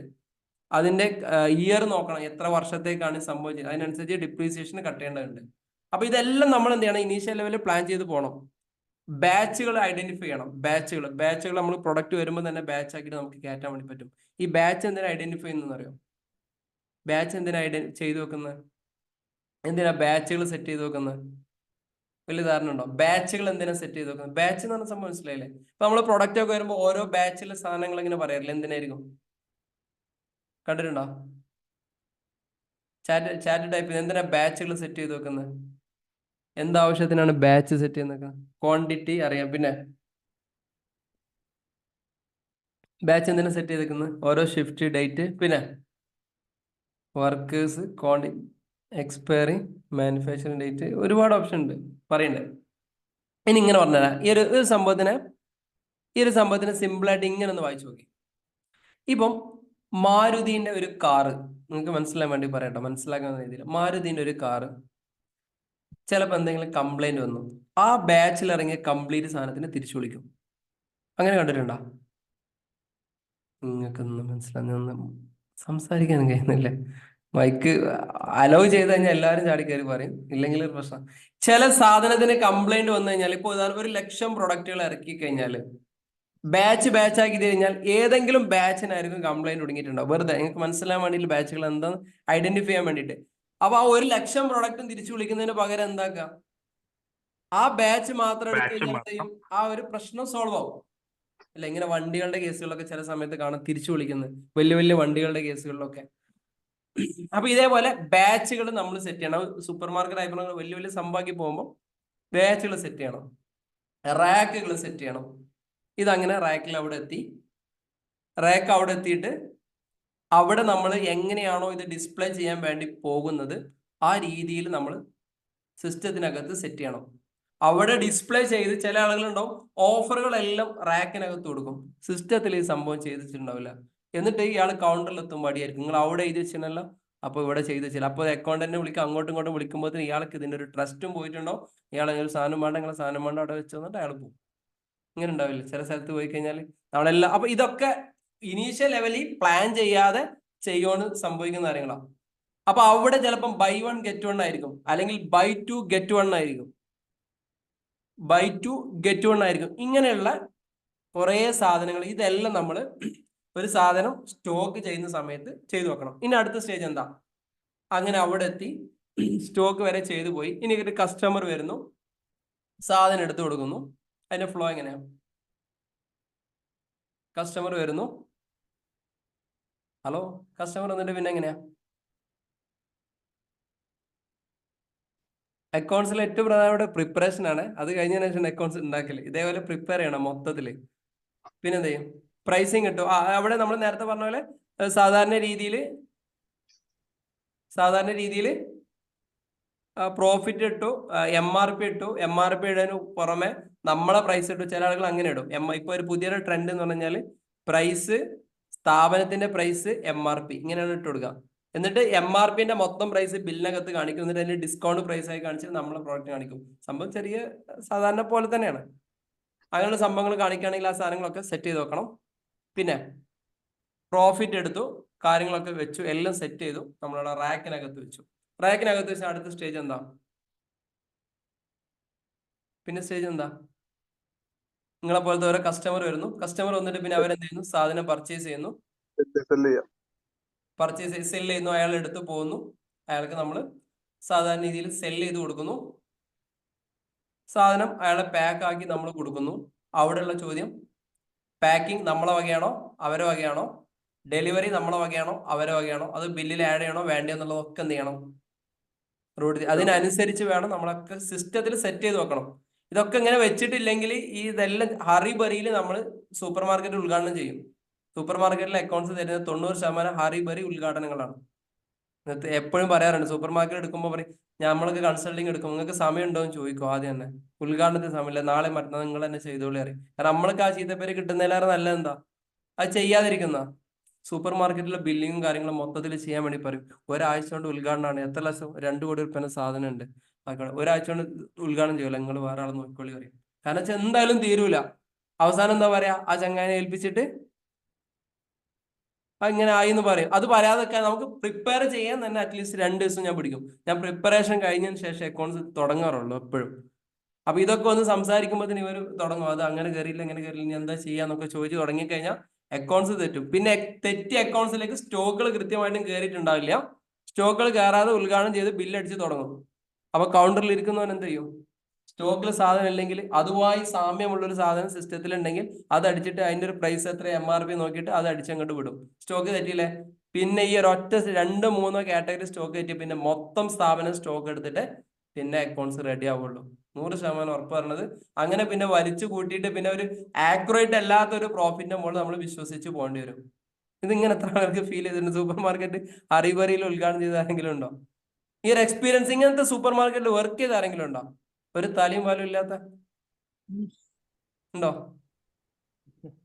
ഹലോ, ആരെങ്കിലും ഉണ്ടോ? ചെയ്തിട്ടുണ്ട്, പക്ഷെ ഇങ്ങനെ ഇതല്ല. സൂപ്പർ മാർക്കറ്റിൽ സാധാരണ രീതിയിൽ പ്രശ്നം വരാം. സ്റ്റോക്ക് ഏതാണെന്ന് അറിയില്ല. ഉദ്ഘാടനത്തിന് സമയത്ത് ഇഷ്ടം പോലെ ഉണ്ടാ ചാറ്റ് ബോക്സിൽ വരുന്നത് ഇഷ്ടം പോലെ ഇങ്ങനത്തെ കേസുകളുണ്ടോ? എന്നിട്ട് പർച്ചേസ് അറിയില്ല, സ്റ്റോക്ക് അറിയില്ല, മുതൽ എത്ര ഉണ്ട് അറിയില്ല, ഇങ്ങനത്തെ ഒരു അവസ്ഥയിലേക്ക് പോകും. അപ്പൊ നിങ്ങളുടെ അക്കൗണ്ട്സ് കൺസൾട്ടിങ് മേഖലയിലേക്ക് ഇറങ്ങുമ്പോൾ പ്രധാനമായിട്ടും ഈ കാര്യങ്ങൾ സമയം ഉണ്ടെങ്കിൽ എടുക്കാം, പൈസ ഇല്ലെങ്കിൽ നമുക്ക് പിന്നെ ഉണ്ടാക്കാം. പക്ഷെ ഇങ്ങനെയുള്ള സാധനങ്ങൾ ചീത്തപ്പേരുണ്ടാക്കും. പിന്നീട് ഒരു വർക്ക് അതിന് ശേഷം നമുക്ക് കിട്ടൂല. അപ്പൊ തുടക്കത്തിൽ നമുക്ക് വർക്ക് കിട്ടാൻ വേണ്ടി ഞാൻ ഇങ്ങനത്തെ ഓരോ സാധനങ്ങളൊക്കെ ചെയ്തിട്ടുണ്ട്. പക്ഷെ ഇതാണ് ഇതിന്റെ ഒരു അവസ്ഥ, ഒന്നും പൂർത്തിയാകത്തില്ല. അപ്പൊ ആ റീറൂട്ട് നമ്മൾ എന്ത് ചെയ്യണം? കൃത്യമായിട്ടും സ്റ്റോക്കിന്റെ കാര്യം ഈ രീതിയിലായിരിക്കും എന്നതിനെ കുറിച്ച് കൃത്യമായിട്ട്. അപ്പൊ ഓരോ കാറ്റഗറിനെ കുറിച്ച് കിട്ടിയാൽ മതി. ഓരോ പ്രൊഡക്റ്റിനെ കുറിച്ച് പറയുന്നത് വേണ്ട. ഇപ്പം ക്രോക്കറി ഐറ്റംസിൽ എങ്ങനെയാണ് ഡീൽ ചെയ്യുന്നത്, ഫുഡ് ഐറ്റംസിൽ എങ്ങനെയാണ് ഡീൽ ചെയ്യുന്നത്, ഇലക്ട്രിക്കൽ ഐറ്റംസ് എങ്ങനെ ഡീൽ ചെയ്യുന്നത്, ആ ഒരു റൂട്ട് നമ്മൾ ആദ്യം ഉണ്ടാക്കാം. ഇനി ഇതേപോലെ തന്നെയാണ് പേയ്മെന്റിന്റെ കാര്യങ്ങൾ. പേയ്മെന്റ് ഒരുപാട് കൊടുക്കാനുണ്ടാവുമല്ലോ. പേയ്മെന്റ് എങ്ങനെ കൊടുക്കണം? നിലവിൽ ഇതൊന്നും സിസ്റ്റം ഇല്ലാത്ത ആളുകൾ നമ്മളൊക്കെ സിസ്റ്റം ഉണ്ടാക്കി കൊടുക്കണം. പേയ്മെന്റുകൾ എങ്ങനെ കൊടുക്കാം? ഉദാഹരണം ഒരാൾക്ക്, ഉദാഹരണം പ്രഭാകരൻ സാർക്ക് സാധനം സപ്ലൈ ചെയ്ത ഒരാളാണ് പ്രഭാകരൻ സാർ. പ്രഭാകരൻ സാർക്ക് ഒരു 5 ലക്ഷം രൂപ കൊടുക്കണം. എങ്ങനെ ഇതിന്റെ ഒരു പ്രോസസ്, എങ്ങനെ ഇതിന്റെ ഒരു ഫ്ലോ എങ്ങനെയാ? അത് ഒന്നില്ലെങ്കിൽ നമ്മൾ 30 days 40 days അങ്ങനത്തെ ക്രെഡിറ്റ് വാങ്ങിയെടുക്കും. അതിനനുസരിച്ച് നമ്മൾ ചെക്ക് ഇഷ്യൂ ചെയ്യുന്നത്. യെസ്. പിന്നെ അപ്പൊ ഏതൊരു സാധനം പർച്ചേസ് നമ്മൾ കയറ്റുമ്പോഴും ക്രെഡിറ്റ് പോളിസികൾ ഉണ്ടാവും. ക്രെഡിറ്റ് പോളിസി മീൻസ് അയാൾ തിരിച്ചു തരുന്ന, അല്ലെ, തിരിച്ചു തരുന്നതിന് വേണ്ടി നമ്മൾ ക്രെഡിറ്റ് പോളിസികൾ, ക്രെഡിറ്റ് ഡേറ്റുകൾ ഇതെല്ലാം നമ്മൾ സെറ്റ് ചെയ്ത് കൊടുക്കണം. ഉദാഹരണം, ഞാൻ പ്രഭാകരൻ സാറിന്റെ അടുത്ത് വാങ്ങിയിട്ടുണ്ട്, സിറാജ് ഖാന്റെ അടുത്ത് വാങ്ങിയിട്ടുണ്ട്, ബബിത മാഡത്തിന്, ഇവരുടെ അടുത്ത് ഓരോരുത്തരുടെയും ക്രെഡിറ്റ് പോളിസി ഡിഫറെന്റ് ആയിരിക്കും. അത് നമ്മൾ സെറ്റ് ചെയ്യുന്നതുകൊണ്ട് നമ്മുടെ സപ്ലയർ എന്തായാലും സാധനം സെറ്റ് ചെയ്യും. കാരണം അത് നമ്മുടെ കപ്പാസിറ്റി അനുസരിച്ചാണ്. നമ്മൾ കൂടുതൽ കച്ചവടം നടത്തി കൂടുതൽ പേയ്മെന്റ് ഡിലേ വരാത്ത ആളാണെങ്കിൽ നമുക്ക് ക്രെഡിറ്റ് തരുന്നതിന് അവർക്ക് വലിയ മടി ഉണ്ടാകത്തില്ല. എന്നാൽ ഇപ്പൊ പോയി കഴിഞ്ഞാൽ നാളെ ഇന്നവാ എന്ന് പറയുന്നിടത്ത് ക്രെഡിറ്റ് പോളിസി അവർ ടൈറ്റ് ആകും. ഇതേപോലെ നമ്മൾ എന്ത് ചെയ്യണം? നമ്മൾ കസ്റ്റമർക്ക് കൊടുക്കുമ്പോഴും നമ്മുടെ ക്രെഡിറ്റ് പോളിസി സെറ്റ് ചെയ്ത് വെക്കണം. 30 days. ആഫ്റ്റർ 30 days ഇത്ര % ചാർജ്. ഇതും കൂടി എന്ത് ചെയ്യണം, നമ്മൾ അതിനകത്ത് ആഡ് ചെയ്ത് കൊടുക്കണം. ഓക്കെ, അപ്പൊ പേയ്മെന്റ് കൊടുക്കുന്ന സമയത്ത് ഇവരുടെ ക്രെഡിറ്റ് പോളിസിയിൽ പറഞ്ഞ ഡേറ്റിനകത്ത് കാര്യങ്ങൾ വന്നിട്ടുണ്ടോ ഇല്ലേ എന്നുള്ളത് എന്ത് ചെയ്യണം, സെറ്റ് ആക്കി കൊടുക്കണം. പേയ്മെന്റ് വൗച്ചറിന്റെ കേസിൽ പേയ്മെന്റ് ആ ഒരു സമയത്താണോ വന്നിട്ടുള്ളത്, എന്നിട്ട് 10,000 രൂപയുടെ മുകളിൽ മുഴുവനായിട്ടും ബാങ്ക് ട്രാൻസ്ഫറിനുള്ള പ്ലാൻ ചെയ്യണം. 10,000 രൂപയുടെ മുകളിൽ ബാങ്ക് ട്രാൻസ്ഫർ. അതിന് എന്ത് ചെയ്യണം നോക്കാം, നമ്മൾ കയ്യിൽ വരുന്ന ക്യാഷിനെ എങ്ങനെ ബാങ്കിലേക്ക് എത്തിക്കും, ഏതൊക്കെ രീതിയിൽ റൂട്ട് ചെയ്യണം എന്നുള്ളത് എന്ത് ചെയ്യണം, നമ്മളവിടെ പറഞ്ഞു കൊടുക്കണം. ഇതെല്ലാം നമ്മൾ സെറ്റ് ചെയ്ത് കൊടുക്കണം. അക്കൗണ്ടന്റിനാണ് ഇത് അറിയാം. മുതലാളിക്ക് ഒരു പക്ഷേ 10,000 രൂപയുടെ മുകളിൽ കാശിന്റെ ഇടപാട് നടത്താൻ പറ്റുമോ ഇല്ല എന്നൊന്നും മുതലാളി ഇതിനെക്കുറിച്ച് ഒട്ടും അവെയർ ആവില്ല. ഇത് പിടിച്ചു കഴിഞ്ഞാൽ എന്തെങ്കിലും കേസ് വന്നു കഴിഞ്ഞാൽ അതോടെ ഞാൻ അക്കൗണ്ടന്റിനെ ഏൽപ്പിച്ചെന്ന് മാത്രമേ അയാൾ പറയുള്ളൂ. അല്ല, അങ്ങനെ അയാൾക്ക് പറയാൻ നിർവാളോ, അതൊക്കെ അറിയാം. അത് എനിക്കറിയാത്തതുകൊണ്ടാണല്ലോ ഞാൻ ഒരാളെ വെച്ചെന്നാണ് അയാൾ പറയാം. ഞാൻ എല്ലായിടത്തും പോകുമ്പോൾ അക്കൗണ്ട്സിൽ എന്തെങ്കിലും തെറ്റുണ്ടാവും, അതെല്ലാം അവൻ 10,000-15,000 രൂപ എടുത്തിട്ട് അവനെ ഏൽപ്പിച്ചെന്താ, ഈ പണി എനിക്കറിയെങ്കിൽ ഞാൻ എടുക്കൂലേ, അതിനെല്ലാം പൈസ കൊടുത്ത ഒരാളെ ഏൽപ്പിച്ചെന്ന് ഇങ്ങനെ തന്നെ പറയുള്ളൂ, വേറെ ഒന്നും പറയൂല. അപ്പം ഈ കാര്യങ്ങൾ എന്ത് ചെയ്യണം, കൃത്യമായിട്ട് പേയ്മെന്റ് വൗച്ചറിനെ കുറിച്ച് അതിന്റെ പേയ്മെന്റ്, എന്നിട്ട് ആ പേയ്മെന്റ് സ്ലിപ്പുകൾ കൊടുത്തിട്ട് അത് 3 ആളുകൾ ഓതറൈസ് ചെയ്യുന്ന രീതിയിൽ വേണം പേയ്മെന്റുകൾ കൊടുക്കാൻ. കൊടുക്കുന്ന ആള്, റിസീവ് ചെയ്യുന്ന ആള്, ഇതിനെ ഓതറൈസ് ചെയ്യുന്ന 3 ആളുകൾ, ഈ രീതിയിൽ സൈൻ ചെയ്തിട്ട് വേണം പേയ്മെന്റിന്റെ കാര്യങ്ങൾ വരാൻ. അപ്പൊ അതിനും ഒരു റൂട്ടാക്കി വെക്കാം. പേയ്മെന്റുകൾ ഇങ്ങനെ, റെസിപ്റ്റുകൾ എങ്ങനെയാണ് എന്നുള്ളതും ഇതേപോലെ റൂട്ട് ചെയ്യണം. പിന്നെന്താ സ്ഥാപനത്തിനകത്ത് ഉണ്ടാവുക, ബാങ്കിന്റെ കാര്യങ്ങൾ അതെന്തായാലും ഓൾറെഡി സിഗ്നേച്ചർ കാര്യങ്ങളൊക്കെ ഉണ്ടാവും. ഡൗട്ട് ചോദിച്ചോട്ടെ, ഈ ബാങ്ക് ത്രൂ ചെയ്യുന്ന പേയ്മെന്റിന് നമ്മൾ പേയ്മെന്റ് സ്ലിപ്പ് കീപ്പ് ചെയ്യണോ? ബാങ്ക് ത്രൂ കൊടുക്കുന്ന പേയ്മെന്റിനും പേയ്മെന്റ് സ്ലിപ്പ് കീപ്പ് ചെയ്യണോ? നമ്മൾ കൊടുക്കുന്ന എല്ലാ ബാങ്ക് സാധാരണ ഇതിൽ ചെയ്യാത്ത ആളുകളുണ്ട്, ചെയ്യുന്ന ആളുകളുണ്ട്. പക്ഷെ അക്കൗണ്ടിങ്ങിൽ നമ്മൾ എന്ത് കൊടുക്കുകയാണെങ്കിലും, ബാങ്ക് ആണെങ്കിലും ഏത് കൊടുക്കുകയാണെങ്കിലും നമ്മൾ കൃത്യമായിട്ട് എല്ലാത്തിനും ഈ പറഞ്ഞ പേയ്മെന്റ് വൗച്ചറും പേയ്മെന്റ് സ്ലിപ്പും എല്ലാം കീപ്പ് ചെയ്ത് വെക്കണം. ചെറിയൊരു എക്സാമ്പിൾ പറയാം. എൻ്റെ ഒരു ഫ്രണ്ടിന്റെ സ്ഥാപനത്തിൽ നടന്ന ഒരു കേസ് പറയാം. ബാങ്ക് അക്കൗണ്ടിലേക്ക് ഒരാൾ 1 ലക്ഷം രൂപ ഡെപ്പോസിറ്റ് ചെയ്തു, 1 lakh rupees ഡെപ്പോസിറ്റ് ചെയ്തു. 1 lakhന് ചെക്ക് കൊടുക്കാനുള്ള ഒരാൾക്ക് കൊടുത്തും ചെയ്തു. ബാങ്കിൽ നിന്ന് സ്ലിപ്പും കാര്യങ്ങളൊക്കെ കിട്ടി, അയാൾ ഓക്കെയാണ്, അയാൾ ഒരു കുഴപ്പമില്ലാതെ പോയി. പിറ്റേ ദിവസം അയാൾ പറയുന്നത് ബാങ്ക് ചെക്ക് ബൗൺസ് ആയി എന്ന് പറഞ്ഞു. ബാങ്ക് ചാർജോ മറ്റുള്ള കാര്യങ്ങളൊന്നും പോയിട്ടില്ല, ഒന്നും അങ്ങനെ നടന്നിട്ടില്ല, ബൗൺസ് ആയി പോയി. സാധാരണ ബാങ്ക് ഡെപ്പോസിറ്റ് ചെയ്ത് സ്ലിപ്പ് എന്നാൽ ഓക്കെ അല്ലേ, പ്രശ്നങ്ങളൊന്നുമില്ല. പക്ഷെ ബാങ്ക് റോങ്ലി വേറെ ആളെ അക്കൗണ്ടിൽ ക്രെഡിറ്റ് ചെയ്തു. നമുക്കിത് തെളിയിക്കാൻ നമ്മുടെ മുമ്പിൽ എന്താ ഉള്ളത്, നമ്മൾ ഡെപ്പോസിറ്റ് ചെയ്ത് സ്ലിപ്പ് നമ്മൾ ഇങ്ങനെ ഇട്ടിട്ട്, അല്ലെങ്കിൽ ഡെപ്പോസിറ്റ് സ്ലിപ്പ് മറ്റെന്തെങ്കിലും സംഭവം നമ്മൾ ചവറ്റുകോട്ടേക്ക് എറിഞ്ഞിട്ടുണ്ടെങ്കിലോ, ഇത് എപ്പോഴും ശ്രദ്ധിക്കണ്ട. ബാങ്ക് എന്നുള്ളത് നമ്മളെ സംബന്ധിച്ചിടത്തോളം ഓക്കെയാണ്, ബാങ്ക് വിശ്വാസമുള്ള സ്ഥാപനമാണ്, അവരുടെ നിന്ന് ഒരു തെറ്റും പറ്റാൻ സാധ്യത വളരെ കുറവാണ്. കാരണം അവർ ഇത് നമുക്ക് പെട്ടെന്ന് ഐഡന്റിഫൈ ചെയ്യാൻ പറ്റില്ല. നമ്മളിത് സ്ലിപ്പ് ഉണ്ട്, അപ്പൊ ഈ ഒരു സ്ലിപ്പ് മാത്രമായിരിക്കും പിന്നീട് നമുക്ക് സംസാരിക്കാനോ കാര്യങ്ങളോ ഒക്കെ. അപ്പൊ എല്ലാ സാധനങ്ങളും, എത്ര ചെറുത് നിസ്സാരം എന്ന് തോന്നുന്ന എല്ലാ കാര്യങ്ങളും അക്കൗണ്ട്സിലുള്ള ആളുകൾ പണപരമായിട്ടോ പൈസപരമായിട്ടോ എന്ത് കാര്യം നടക്കുകയാണെങ്കിൽ നിങ്ങൾ എന്ത് ചെയ്യണം, കൃത്യമായിട്ടും അത് വിത്ത് ഡോക്യുമെന്റോട് കൂടി നമ്മൾ കീപ്പ് ചെയ്യണം. അത് എത്ര വിശ്വാസമുള്ളവനായിക്കോട്ടെ വിശ്വാസം ഇല്ലാത്തവനായിക്കോട്ടെ, കാരണം നിങ്ങൾ ഡീൽ ചെയ്യുന്നത് മറ്റൊരാളുടെ പണമാണ്. ഇപ്പൊ ചിലപ്പം പറയും 5 രൂപക്ക് വേണ്ടിയിട്ട് പേയ്മെന്റ് വൗച്ചർ എഴുതണമെന്ന് ചോദിക്കും ചില ആള്. ചില ആൾക്ക് 5 രൂപ അതിന് മുമ്പ് പേയ്മെന്റ് വൗച്ചർ, അത് ആ പേയ്മെന്റ് വൗച്ചർ എഴുതുമ്പോൾ അയൽക്കാരൻ നഷ്ടമല്ല, ഈ പൈസ ഈ ബുക്കില്ലേ എന്താ പറയാ, ആ പേയ്മെന്റ് ഇതിന് 5 രൂപേനെക്കാട്ടിലും വില ഉണ്ട്, അപ്പൊ നഷ്ടമല്ലേ എന്ന് ചോദിക്കും. നഷ്ടമായിരിക്കാം, എന്നാലും നിങ്ങൾ ഡീൽ ചെയ്യുന്നത് വേറെ ആളെ പൈസയാണ്. നിങ്ങളെ പറഞ്ഞ പണി കൃത്യമായിട്ട് എടുത്തു പോയാൽ മതി. സാറേ ഒരു ഡൗട്ട് ഉണ്ട്, ഈ 10,000 ലിമിറ്റ് ഇല്ലേ, അത് 10,000 തികച്ചും ക്യാഷ് കൊടുക്കാൻ പറ്റുമോ, അതോ 10,000 കൂടുതൽ 10,000 ഒന്നാവുമ്പോഴാണോ ബാങ്ക് ആക്കേണ്ടത്? അതായത് 10,000 മുകളിൽ ക്യാഷ് റിസീവ് ചെയ്യാനോ പേയ്മെന്റ് ചെയ്യാനോ ചെയ്യാതിരിക്കാം. അപ്പൊ ചില ആളുകൾ ഇതിനെ വിദഗ്ധമായിട്ട് ഈ രീതിയിൽ ചെയ്ത് കാണാറുണ്ട്. അതായത് ഉദാഹരണം, നോർമൽ കേസാണ് പറഞ്ഞത്. ഇപ്പം സിറാജ് എനിക്കൊരു 1 ലക്ഷം രൂപ തരാനുണ്ട് വിചാരിച്ചോളി, 1 ലക്ഷം രൂപ എനിക്ക് തരാനുള്ള സമയത്ത് സിറാഖിനെ പെട്ടെന്ന് ഞാൻ കണ്ടുവിട്ടാണ്. സിറാഖ് ഇങ്ങനെ മാറി മാറി മുങ്ങി നടക്കാന്ന് വിചാരിച്ചോളി, വെറുതെ തമാശക്ക് വരട്ടെ, മനസ്സിലാവാൻ വേണ്ടിയിട്ട്. പെട്ടെന്നാണ് സിറാഖിനെ കാണുന്നത്. സിറാഖിനെ കാണുമ്പോൾ സിറാഖിനെ വിളിച്ചാൽ ആ പൈസ ഇങ്ങനെ എടുക്കുകയാണ്. അപ്പൊ സിറാഖിന്റെ കയ്യിൽ അപ്പം പൈസ ഉണ്ട്. അപ്പൊ ഒരു 50,000 രൂപ മൂപ്പരെ കയ്യിൽ നിന്ന് അപ്പം പിടിച്ച 50,000 രൂപ കിട്ടും. ഞാൻ ഈ നിയമം പറഞ്ഞല്ലോ 10 രൂപ ക്യാഷ് വാങ്ങാൻ പറ്റുള്ളൂ എന്ന്. സിറാഖ് പോയാൽ പിന്നെ 10 കിട്ടുള്ളൂ, 30 മൂപ്പര് അഡ്രസ് ഉണ്ടാവില്ല. പ്രാക്ടിക്കലി ഞാൻ പറഞ്ഞത്. അപ്പൊ നമ്മൾ ഈ 10ന്റെ കേസ് പറഞ്ഞു കഴിഞ്ഞാൽ എന്ത് ചെയ്യും, അപ്പൊ എങ്ങനെ ഈ സംഭവം ചെയ്യും? അപ്പൊ നമ്മൾ എന്ത് ചെയ്യാം, ഒന്നിച്ച് സിറാക്കിയുടെ അടുത്ത് നിന്നും വാങ്ങാം. തൽക്കാലിക ഒരു അഡ്ജസ്റ്റ്മെന്റിൽ എന്ത് ചെയ്യാം, ഡിഫറെന്റ് ഡേറ്റിൽ എന്ത് ചെയ്യാം, ആ സംഭവത്തിനെ ഇല്ലെങ്കിൽ ആ പൈസ നേരെ നമ്മുടെ ബാങ്ക് അക്കൗണ്ടിലേക്ക് CDMO വഴി ഡെപ്പോസിറ്റ് ചെയ്ത് സിറാജ് ഖാന്റെ പേരിൽ റെസിപ്റ്റ് വെക്കാം. വിത്തൗട്ട് നിങ്ങളുടെ ഒരു കൺസേണും ഇല്ലാതെ നേരിട്ട് ബാങ്ക് കൊണ്ടുപോയി ഡെപ്പോസിറ്റ് ചെയ്യാം, സിറാജ് ഖാന്റെ പേരിൽ ഇങ്ങനെ വെക്കാം. പരമാവധി ബാങ്ക് ഇടപാടുകൾ പരമാവധി എന്നല്ല, ചെയ്യാൻ പാടില്ല എന്ന് തന്നെയാണ് പറയാം.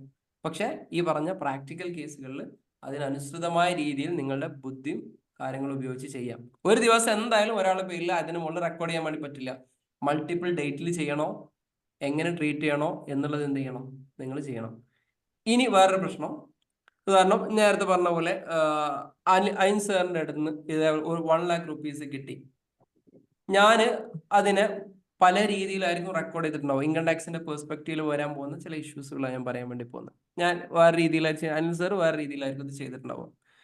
ഞാനൊരു പക്ഷെ ഇന്ന് 1 ലക്ഷം രൂപ കിട്ടിയപ്പം 1-ാം തീയതി 10, 2-ാം തീയതി 10, 3-ാം തീയതി 10 ഇങ്ങനെ ചെയ്തിട്ടുണ്ടാവും. ചിലപ്പോൾ അയിൻ സാർ ചിലപ്പോൾ വേറെ രീതിയിലായിരിക്കും ചെയ്തിട്ടുണ്ടാവും. 1-ാം തീയതി 8, 2-ാം തീയതി 9, 3-ാം തീയതി 6, 4 ഇങ്ങനെ രീതിയിൽ രണ്ടാളുകളുടെയും ലെഡ്ജറുകൾ ഡിഫറെന്റ് ഉണ്ടാകാൻ പാടില്ല. കൃത്യമായിട്ടും കമ്മ്യൂണിക്കേറ്റ് ചെയ്തിട്ട് വേണം എന്ത് ചെയ്യാൻ. ഇത് ഒറ്റയടിക്ക് അങ്ങനത്തെ പിടിക്കണ കേസല്ല, ഇങ്ങനെയാണ് സംഭവം ചെയ്തു പോകേണ്ടത്. അപ്പൊ ഇയർ എൻഡിൽ അവസാന ഭാഗത്ത് ഇൻകം ടാക്സ് നമുക്ക് അടക്കുന്ന സമയത്ത് നമ്മളെ ക്രെഡിറ്റ് ബാലൻസുകളൊക്കെ ഗവൺമെന്റിലേക്ക് റിപ്പോർട്ട് ചെയ്യേണ്ടതായിട്ട് വരും. റിപ്പോർട്ട് ചെയ്യുന്ന സമയത്ത് എൻ്റെ അക്കൗണ്ടും അയൻ സാറിന്റെ അക്കൗണ്ടും എൻ സാർ സബ്മിറ്റ് ചെയ്യുന്ന അക്കൗണ്ട് ആയിരിക്കില്ല ഞാൻ സബ്മിറ്റ് ചെയ്യാം. അവിടെ മിസ്മാച്ചിങ് വരും. ക്ലിയർ ആയില്ലേ?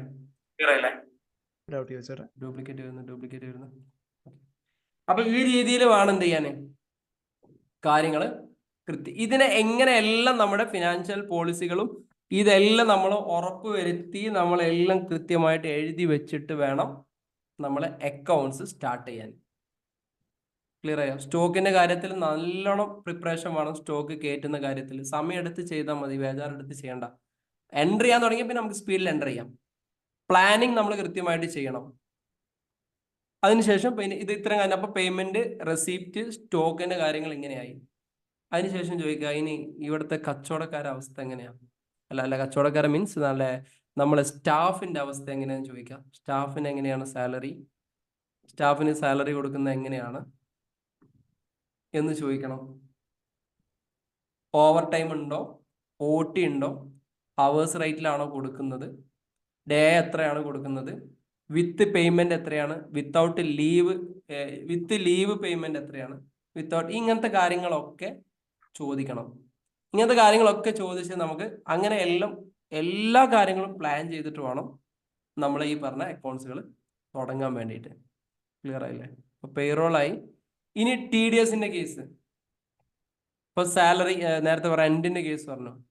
റെന്റ് 2 ലക്ഷം രൂപ കൊടുക്കുന്നുണ്ട്, അല്ലെങ്കിൽ 1 ലക്ഷം രൂപ റെന്റ് കൊടുക്കുന്നുണ്ട് മന്ത്ലി വിചാരിച്ചോളി. 10% കട്ട് ചെയ്യണം. കട്ട് ചെയ്തിട്ട് 90 കൊടുക്കണം. അങ്ങനെയാണെങ്കിൽ ടാൻ നമ്പർ എടുക്കണം. ടാൻ നമ്പർ എടുത്ത് അതിലേക്ക് കൊടുക്കണം. കാരണം ടാൻ നമ്പർ എടുത്ത് അടിച്ചിട്ടില്ലെങ്കിൽ ഭയങ്കര ഫൈനാണ്. ഇങ്ങനെയുള്ള എല്ലാ കാര്യങ്ങളും സെറ്റ് ചെയ്ത് ക്ലാരിറ്റിയോട് കൂടി പോയി കഴിഞ്ഞാൽ ഫൈനും പെനാൾട്ടി ഇല്ലാത്ത രീതിയിൽ സമാധാനത്തിൽ അക്കൗണ്ടിങ് ചെയ്തു പോകും. ഇതിന് നമ്മൾ ആകെ ചെലവഴിക്കണം ചിലപ്പോൾ ഒരു 2, 3, 4 മണിക്കൂർ നമുക്ക് ചിന്തിക്കേണ്ട സമയം വരുള്ളൂ. ഇതെല്ലാം ചിന്തിച്ച് കഴിഞ്ഞിട്ട് വേണം അക്കൗണ്ട്സ് സ്റ്റാർട്ട് ചെയ്യാൻ. ഇതുവരെ പറഞ്ഞ കാര്യങ്ങൾ സെറ്റാണോ? ഏറ്റവും ബേസ് ആണിത്. ഇതില്ലാതെ ചടപടാ സാലറിയും പേയ്മെന്റും റെസിപ്റ്റും ക്യാപിറ്റലും ഇതെല്ലാം അടിച്ചു കഴിഞ്ഞാൽ അക്കൗണ്ട്സ് തെറ്റും. 100% തെറ്റും, ഒരു സംശയം വേണ്ട.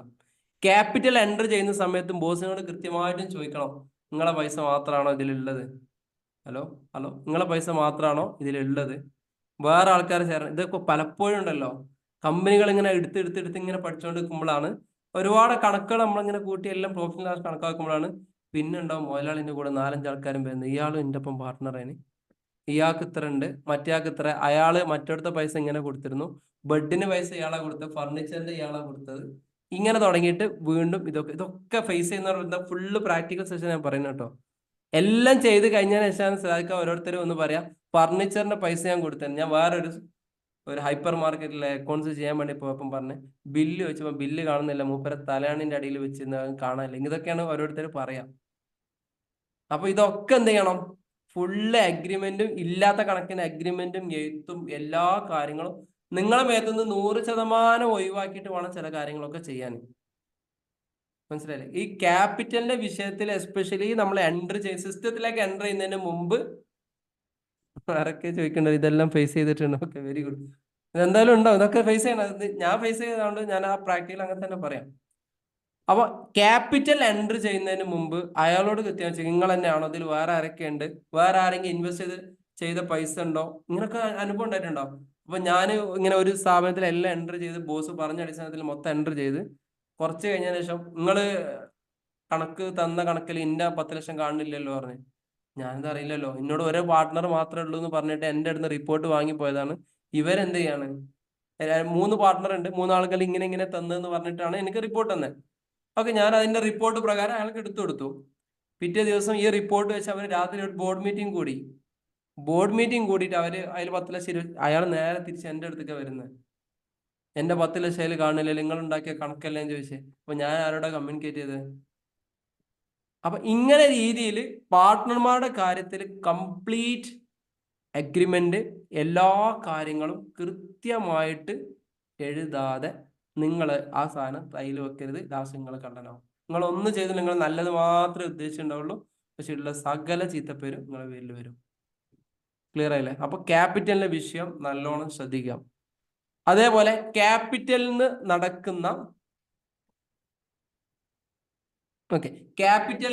നടക്കുന്ന ഡ്രോയിങ്സുകൾ, ക്യാപിറ്റൽ ഒരാൾ ഇൻവെസ്റ്റ് ചെയ്ത് മുതലാളിമാരെ ഇടയ്ക്കിടയ്ക്ക് വീട്ടിലേക്ക് കൊണ്ടുപോകുന്ന സാധനങ്ങൾ, ഇങ്ങനെയുള്ള സാധനങ്ങൾ ആ ഒരു സമയത്ത് തന്നെ അവരോട് കൃത്യമായി ബോധ്യപ്പെടുത്തിയിട്ട് സൈൻ ചെയ്തിട്ട് തന്നെ കൊടുക്കണം. അതെല്ലാം ഡ്രോയിങ്സ് ആയിട്ട് വരും, കൃത്യം ശ്രദ്ധിക്കണേ. ബിസിനസ് ഒക്കെ സ്റ്റാർട്ട് ചെയ്ത് മുതലാളിമാരുടെ പെണ്ണുങ്ങളും കുട്ടികളും ഒക്കെ വരും സാധനം വാങ്ങാൻ. അതുപോലെ അങ്ങനെ വാങ്ങിപ്പോയല്ലോ, നമ്മളെ കടലിലെ അറിയും, അങ്ങനെ പറയല്ലേ, നമ്മളെ കടലിലെ എന്ന് പറഞ്ഞാണ് പോവും. പക്ഷെ അക്കൗണ്ടിങ് ചെയ്യേണ്ട ഉത്തരവാദിത്തം നിങ്ങളതാണ്. അതുപോലെ നമ്മളെ കടലിലെ പറഞ്ഞ സാധനം എടുത്തോട്ടെ, നമ്മളെ പൈസ തന്നെയാണ് പറഞ്ഞാൽ നിങ്ങൾ എന്ത് ചെയ്യണം? നിങ്ങൾ നമ്മളെ പൈസ ആക്കി കാണണം. ഓല സാധനം എടുത്ത് പോയിക്കോട്ടെ. അത് കൃത്യമായിട്ടും പറഞ്ഞ് ബോധ്യപ്പെടുത്തി, പറ്റുമെങ്കിൽ വീക്കിലി ഈ പറഞ്ഞ കാര്യങ്ങളെല്ലാം ബോധ്യപ്പെടുത്തി പോകണം. ഒരു 5-6 മാസം കഴിഞ്ഞാൽ കൊണ്ടുപോയതിനും ഐഡിയ ഉണ്ടാവില്ല, വാങ്ങിയവനും ധാരണ ഉണ്ടാവില്ല, ഒന്നും ധാരണ ഉണ്ടാവില്ല. ഒപ്പിടാതെ ഒരു കാരണവശാലും ഏത് വാപ്പ വന്നു കഴിഞ്ഞാലും കൊടുക്കരുത്. സൈൻ ചെയ്യാതെ 1 രൂപയുടെ പൈസ പോലും ഒരാൾക്കും കൊടുക്കരുത്. ഇതൊക്കെയാണ് ഏറ്റവും ബേസിക്. റെസിപ്റ്റ് വെക്കുന്ന പണം ഇതേപോലെ തന്നെ ചെയ്യണം. 1 ഉറുപ്പ്യ പോലും, 5 ഉറുപ്പ്യ ആണെങ്കിൽ എന്ത് കേസാണെങ്കിലും സൈൻ ചെയ്യാതെ കൊടുക്കരുത്. സൈൻ ചെയ്യാതെ ഇവിടുന്ന് കൊടുക്കില്ല. 100% ബോസിനോട് തുടക്കത്തിൽ തന്നെ പറയാം. പിന്നീട് ഇതിന് വിഷയങ്ങളോ പ്രശ്നങ്ങളോ ഉണ്ടാവരുത്. ഈ രീതിയിലാണ് സെറ്റ് ചെയ്യുന്നത്. ഇതൊക്കെ ഈ ഫ്രെയിമുകൾ ആദ്യം സെറ്റ് ചെയ്ത് കഴിഞ്ഞാൽ നിങ്ങൾക്ക് അക്കൗണ്ട്സ് ചെയ്യാൻ ഒരു പണിയില്ല. ഒരു ദിവസം ഒരു അക്കൗണ്ടിങ് മേഖലയിൽ വർക്ക് ചെയ്യുന്നവർക്ക് മാക്സിമം ഉണ്ടാകുന്ന പണി 1/2 മണിക്കൂറാണ്. സത്യമായിട്ട് പറഞ്ഞാൽ അക്കൗണ്ടന്റിന് ഒരു സ്ഥാപനത്തിൽ ഒരു ദിവസം 1/2 മണിക്കൂറിന്റെ പണിയേ ഉണ്ടാവത്തുള്ളൂ. ബാക്കിയൊക്കെ ഇൻസൈഡ് ആക്കി നോക്കി നടക്കേണ്ട പണിയേ ഉണ്ടാവുള്ളൂ. ഇത് കൃത്യമായിട്ട് സെറ്റ് ചെയ്തിട്ടില്ലെങ്കിൽ 24 മണിക്കൂർ പണിയെടുത്താലും തീരൂല, തല ചൊറിഞ്ഞങ്ങനെ നടക്കും. 24 മണിക്കൂർ ഈ പറഞ്ഞ സെറ്റ് ചെയ്താൽ 1/2 മണിക്കൂറേ പണിയുള്ളൂ. ഇല്ലെങ്കിൽ തല ചൊറിഞ്ഞ് എന്താ ചെയ്യേണ്ടെന്ന് അറിയാതെ നിൽക്കും. ക്ലിയർ ആയില്ലേ? ഇങ്ങനെ കഴിഞ്ഞു. ഇങ്ങനെ അപ്പോൾ മൊത്തത്തിൽ ഇതിന്റെ പ്രോസസ്സ് കിട്ടി. ഇനി മുതലാളിയോട് ചോദിക്കണം, റിപ്പോർട്ടിങ് എങ്ങനെ വേണം? കൃത്യമായിട്ട് ചോദിക്കേണ്ട കാര്യമാണ്.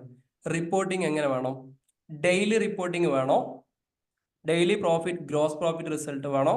മന്ത്ലി വേണോ? ഇതൊക്കെ ഇനീഷ്യൽ ലെവൽ സെറ്റ് ചെയ്യാൻ ഇത് കൃത്യമായി നിങ്ങൾ ഫോളോ ചെയ്യണം. ഇതൊക്കെ നിങ്ങൾ ആ ഫ്ലോ ചാർട്ടിൽ എങ്ങനെ എഴുതി റിപ്പോർട്ടിങ്ങിന്റെ കാര്യങ്ങൾ എങ്ങനെ? ഏറ്റവും നല്ലത് daily sales reporting, purchase reporting, payment reporting, sales report daily. ഇപ്പൊ ഏറ്റവും ടാലിയുടെ 4.0 നല്ല റിപ്പോർട്ടിംഗ് പ്രസന്റേഷൻ അടിപൊളിയായി കാണുന്നുണ്ട്. ഈ സാധനം ജസ്റ്റ് അവർക്ക് PDF ആയിട്ടോ മറ്റിട്ട് കൊടുത്തു കഴിഞ്ഞാൽ എൻ്റെ സാധനം കിട്ടും. അപ്പൊ ഈ രീതിയിൽ ഡെയിലി റിപ്പോർട്ടിംഗ് ചെയ്ത് കഴിഞ്ഞാൽ പിന്നീട് നമുക്ക് പറയുമ്പോൾ നമുക്ക് സംസാരിക്കാനും, അവർ നോക്കിയോ നോക്കിയില്ല എന്നുള്ളത് ഡസന്റ് മാറ്റർ. അപ്പൊ നമ്മൾ ഒരാൾക്ക് ഒരു സാധനം അയച്ചു കൊടുത്തു. ഞാനിപ്പോ പ്രഭാകരൻ സാറും സിറാക്കും ബബിത മേഡൊക്കെ എൻ്റെ മുതലാളിമാരാണെങ്കിൽ ഞാൻ എല്ലാ ദിവസവും റിപ്പോർട്ട് അവർ നോക്കിയോ നോക്കിയിട്ടില്ലേ എന്ന് നമ്മൾ വിഷയമാക്കേണ്ട ആവശ്യമില്ല. പക്ഷെ നമുക്ക് ഒരു ഡോക്യുമെന്റ് ആയിട്ട് ഈ സംഭവത്തിന് എന്ത് ചെയ്യാൻ പറ്റും? പിന്നീട് നമുക്ക് സംസാരിക്കാൻ വേണ്ടി പറ്റും. ക്ലിയർ ആയില്ലേ? ഇത്രയും കാര്യങ്ങളാണ് പ്രധാനമായിട്ടും ഒരു ഓവർവ്യൂ ആയിട്ട് നമ്മൾ ചെയ്യേണ്ടത്. ഇതിലെ എന്തെങ്കിലും വിഷയത്തിൽ പ്രശ്നം പറ്റുന്നത് കൊണ്ടാണ് മിക്കവാറും ഇന്ന് ആളുകൾ അനുഭവിക്കുന്ന പല പ്രശ്നങ്ങൾക്കും കാരണം. ഇതിലുണ്ടാകുന്ന അക്കൗണ്ട്സിലുണ്ടാകുന്ന പ്രധാനപ്പെട്ട സ്റ്റോക്കുമായി ബന്ധപ്പെട്ട പ്രശ്നം, സ്റ്റോക്ക് ക്ലിയർ അല്ല. ഒന്നാമത്തെ പ്രശ്നം. ഒരുപാട് ഡെഡ് സ്റ്റോക്ക് വരുന്നു. ഡേറ്റ് കഴിഞ്ഞ ഒരുപാട് സാധനങ്ങൾ ഇവിടെ വരുന്നു. പിന്നെ ആവശ്യപ്പെടുന്ന സാധനങ്ങൾ കിട്ടുന്നില്ല, അല്ലെങ്കിൽ ഔട്ട് ഓഫ് സ്റ്റോക്ക്, സ്റ്റോക്ക് ഇല്ലാത്ത അവസ്ഥ. സ്റ്റാഫ് സാലറി കിട്ടാതെ, ഇൻട്രസ്റ്റ് ഇല്ലാതെ, അല്ലെങ്കിൽ OT കിട്ടാതെ കഷ്ടപ്പെടുന്നു. അവർ വരാൻ താല്പര്യപ്പെടുന്നില്ല.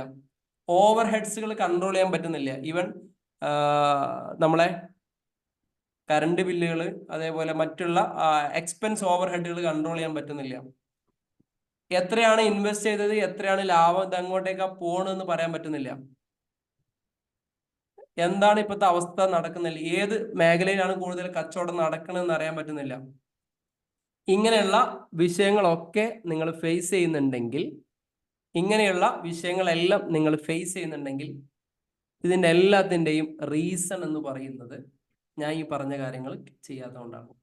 എത്രയാക്കി പറഞ്ഞ കാര്യം പിടികിട്ടി? ഈ പറഞ്ഞ കാര്യങ്ങളൊക്കെ എത്ര ആളുകൾ ഫേസ് ചെയ്യണ്ടേ ആദ്യം അറിഞ്ഞാൽ. ഞാൻ ഇപ്പോൾ പറഞ്ഞ കാര്യങ്ങളില്ലേ, പോയാൽ സാധനം കിട്ടൂല, dead stock, over stock, dead stock അല്ല, ഓവർ എന്താ പറയാ, ഡെഡ് സ്റ്റോക്ക്, പിന്നെന്താ സ്റ്റോക്കിന് കുറവുള്ള എന്താ പറയാ,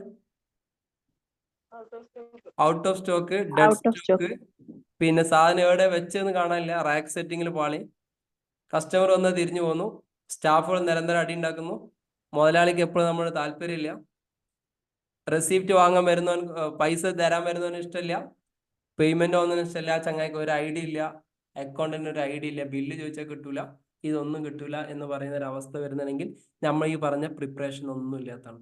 ഈ പ്രിപ്പറേഷൻ ഇല്ലാതെ നിങ്ങൾ അക്കൗണ്ട്സ് സ്റ്റാർട്ട് ചെയ്തത്. അതിനാണ് ഞാൻ തുടക്കത്തിൽ 1 കോടി റുപ്യ അങ്ങനെ വന്നെന്ന് പറഞ്ഞത്. അപ്പൊ പെട്ടെന്ന് നമുക്ക് ഈസിയാണ്. 1 കോടി റുപ്യ എന്ന് വെച്ചാൽ വളരെ സിമ്പിൾ ആണ്. 1 ലാഖിന്റെ ഒരു ക്യാപിറ്റൽ കാണിച്ച് ബാക്കി ഇന്ന സാധനത്തിന് സ്പെൻഡ് ചെയ്തെന്ന് കാണിച്ചു കഴിഞ്ഞാൽ ഒറ്റ ജേർണൽ എൻട്രിയിൽ തീരും. പക്ഷെ അത് നമ്മളൊന്നും കൂടി പ്ലാൻ ചെയ്തിട്ട് അതിന്റെ ഡേറ്റ് ഒക്കെ, സ്റ്റോക്ക് ഫിക്സഡ് അസറ്റിന്റെ കേസ് ആണെങ്കിൽ സ്റ്റോക്കുകളുടെ കാര്യം, അതിന്റെ ഡേറ്റ് ഓഫ് ഇഷ്യൂ, എന്ന് മുതലാണ് അത് വരുന്നത്, എത്ര കാലാവധിയാണ് അതിന്റെ സമയം വരിക, എങ്ങനെയാണ് അതിന്റെ ഡെപ്രീസിയേഷൻ കാൽക്കുലേറ്റ് ചെയ്യേണ്ട, ഈ കാര്യങ്ങളൊക്കെ പ്ലാൻ ചെയ്തിട്ട് വേണം അക്കൗണ്ട്സ് ചെയ്യാൻ. റെഡി അല്ലേ? ചെയ്തൂടെ? ഇനി തുടങ്ങിക്കൂടെ? ഇത്രയും കാര്യങ്ങൾ നമ്മളെ മൈൻഡിനകത്ത് സെറ്റ് ആയിട്ട് വേണം. റെഡി? നടക്കോ? റെഡി. സെറ്റ് അല്ലേ? നടക്കൂലേ? ഇത്രയും സമയം, കുറച്ച് സമയം എടുത്ത് പറഞ്ഞാലും കുഴപ്പമില്ലെന്ന് വെച്ചിട്ടാ. ഇത് അറിയാതെ പറഞ്ഞിട്ട് കാര്യമില്ലല്ലോ. അപ്പൊ ഇങ്ങനെയെല്ലാം കൃത്യമായിട്ടും, ഒന്നെങ്കിൽ നിങ്ങൾക്ക് ഇത് പ്ലാൻ ചെയ്യാൻ ഏറ്റവും നല്ലത് ഈ പറഞ്ഞ എക്സ്മൈൻഡ് എന്നുള്ള ഒരു ആപ്പ് ഉണ്ട്. നമ്മളെ വിൻഡോസിൽ എക്സ്മൈൻഡ് ഉണ്ട്. പ്രഭാകരൻ സാർ ആപ്പിൾ എന്താണ്, മൈൻഡ് നോഡ് അങ്ങനെ mind node, mind map free version ആണ്. പൈസ കൊടുത്തു കഴിഞ്ഞാൽ ഒന്നുകൂടി അഡ്വാൻസ് വേർഷൻസ് ഒക്കെ കിട്ടും. ആപ്പിൾ ഫ്രീ ആണെന്ന് തോന്നുന്നുണ്ട്. വിൻഡോസിൽ എക്സ്മൈൻഡ് പെയ്ഡ് ആണ്, പക്ഷെ ഫ്രീ വേർഷനിൽ എല്ലാ സാധനവും ഉപയോഗിക്കും. ഇതിൽ എക്സ്മൈൻഡ് എന്ന് പറഞ്ഞത് ഇതിന് മാത്രമല്ല, നിങ്ങളെ ലൈഫിൽ തന്നെ എന്ത് പ്ലാനിങ് വേണമെങ്കിലും എക്സ്മൈൻഡിനകത്ത് ചെയ്യാം. ലൈഫിലെ ഷോർട്ട് ടേം ഗോൾസുകൾ, ലോങ് ടേം ഗോൾസുകളൊക്കെ എഴുതി നല്ല ചാർട്ടുകളൊക്കെ ആക്കി ഇങ്ങനെ കറക്റ്റ് ചെക്ക് ചെയ്യാൻ വേണ്ടി പറ്റും. അതുപോലെ മീറ്റിങ്ങൾക്ക് പോകുമ്പോൾ മൈൻഡ് മാപ്പ് എടുത്തിട്ട് പോകാം, ഒരു പോയിന്റും മിസ്സാവത്തില്ല. ഇതൊക്കെ ഏറ്റവും നല്ല ടൂൾസ് ആണ്. ഞാൻ എല്ലാ മീറ്റിങ്ങിന് പോകുമ്പോഴും, ഞാനിപ്പോൾ ഉദാഹരണം, ഇപ്പം ഞാൻ പ്രഭാകരൻ സാറോട് ഒരു മീറ്റിംഗ് കൂടണം എന്ന് വിചാരിക്കുകയാണെങ്കിൽ, ഞാൻ എൻ്റെ എല്ലാ കാര്യങ്ങളും, പ്രഭാകരൻ സംസാരിക്കേണ്ട എല്ലാ കാര്യങ്ങളും ഇതിനകത്ത് അപ്പോൾ ഓരോന്ന് പറഞ്ഞിട്ട് അല്ലെങ്കിൽ നമ്മുടെ കഥ പറഞ്ഞ് അങ്ങനെ സമയം പോകും. കാരണം ഞാനും പ്രഭാകരൻ സാർ ഒരുപാട് കാലം കഴിഞ്ഞതിന് ശേഷം കാണുന്നുണ്ടാവും. നമ്മളങ്ങനെ സാറെ വൈഫിന്റെ കാര്യം ചോദിച്ച്, ഞാൻ എൻ്റെ മക്കളുടെ കാര്യം ചോദിച്ച്, അങ്ങനെ ചോദിച്ച് ലാസ്റ്റ് മറിമായത്തിൽ ഒരു കഥ പറയാനുണ്ട്. മറിമായത്തിൽ ഒരു സ്റ്റോറി കണ്ടിട്ടുണ്ട്. മറിമായെന്നല്ലേ, മനോരമ ന്യൂസിന്റെ.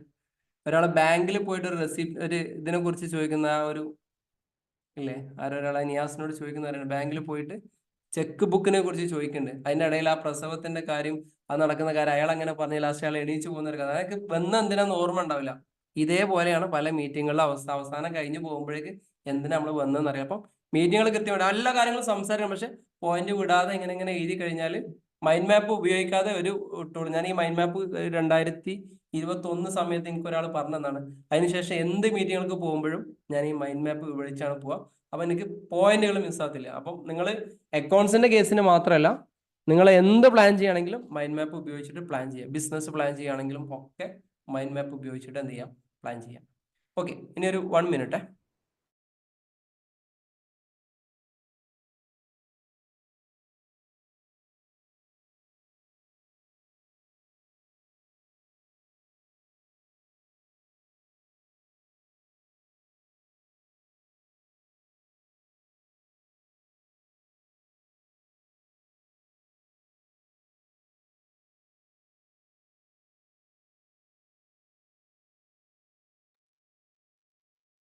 ഓക്കെ, അപ്പൊ ഇനി നമുക്ക് നമ്മളെ അക്കൗണ്ട്സിന്റെ ഉള്ളിലേക്ക് തന്നെ കടക്കാം. അപ്പൊ നമ്മൾ കൃത്യമായിട്ട് പ്ലാൻ ചെയ്തു. അതുകൊണ്ടാണ് അക്കൗണ്ട്സിലെ ആദ്യത്തെ സംഭവത്തിനെ കുറിച്ച് എപ്പോഴും പറയാറുണ്ട് അല്ലെ. അക്കൗണ്ട്സ് എന്ന് പറഞ്ഞാൽ അക്കൗണ്ട്സിലെ ഫസ്റ്റത്തെ ഫംഗ്ഷൻ എന്താ അറിയോ? Identifying the transaction. അതാണ് ഞാൻ ഇപ്പം പറഞ്ഞ സാധനം. ഐഡന്റിഫൈ ചെയ്തതിന് ശേഷമാണ് റെക്കോർഡ് ചെയ്യാം.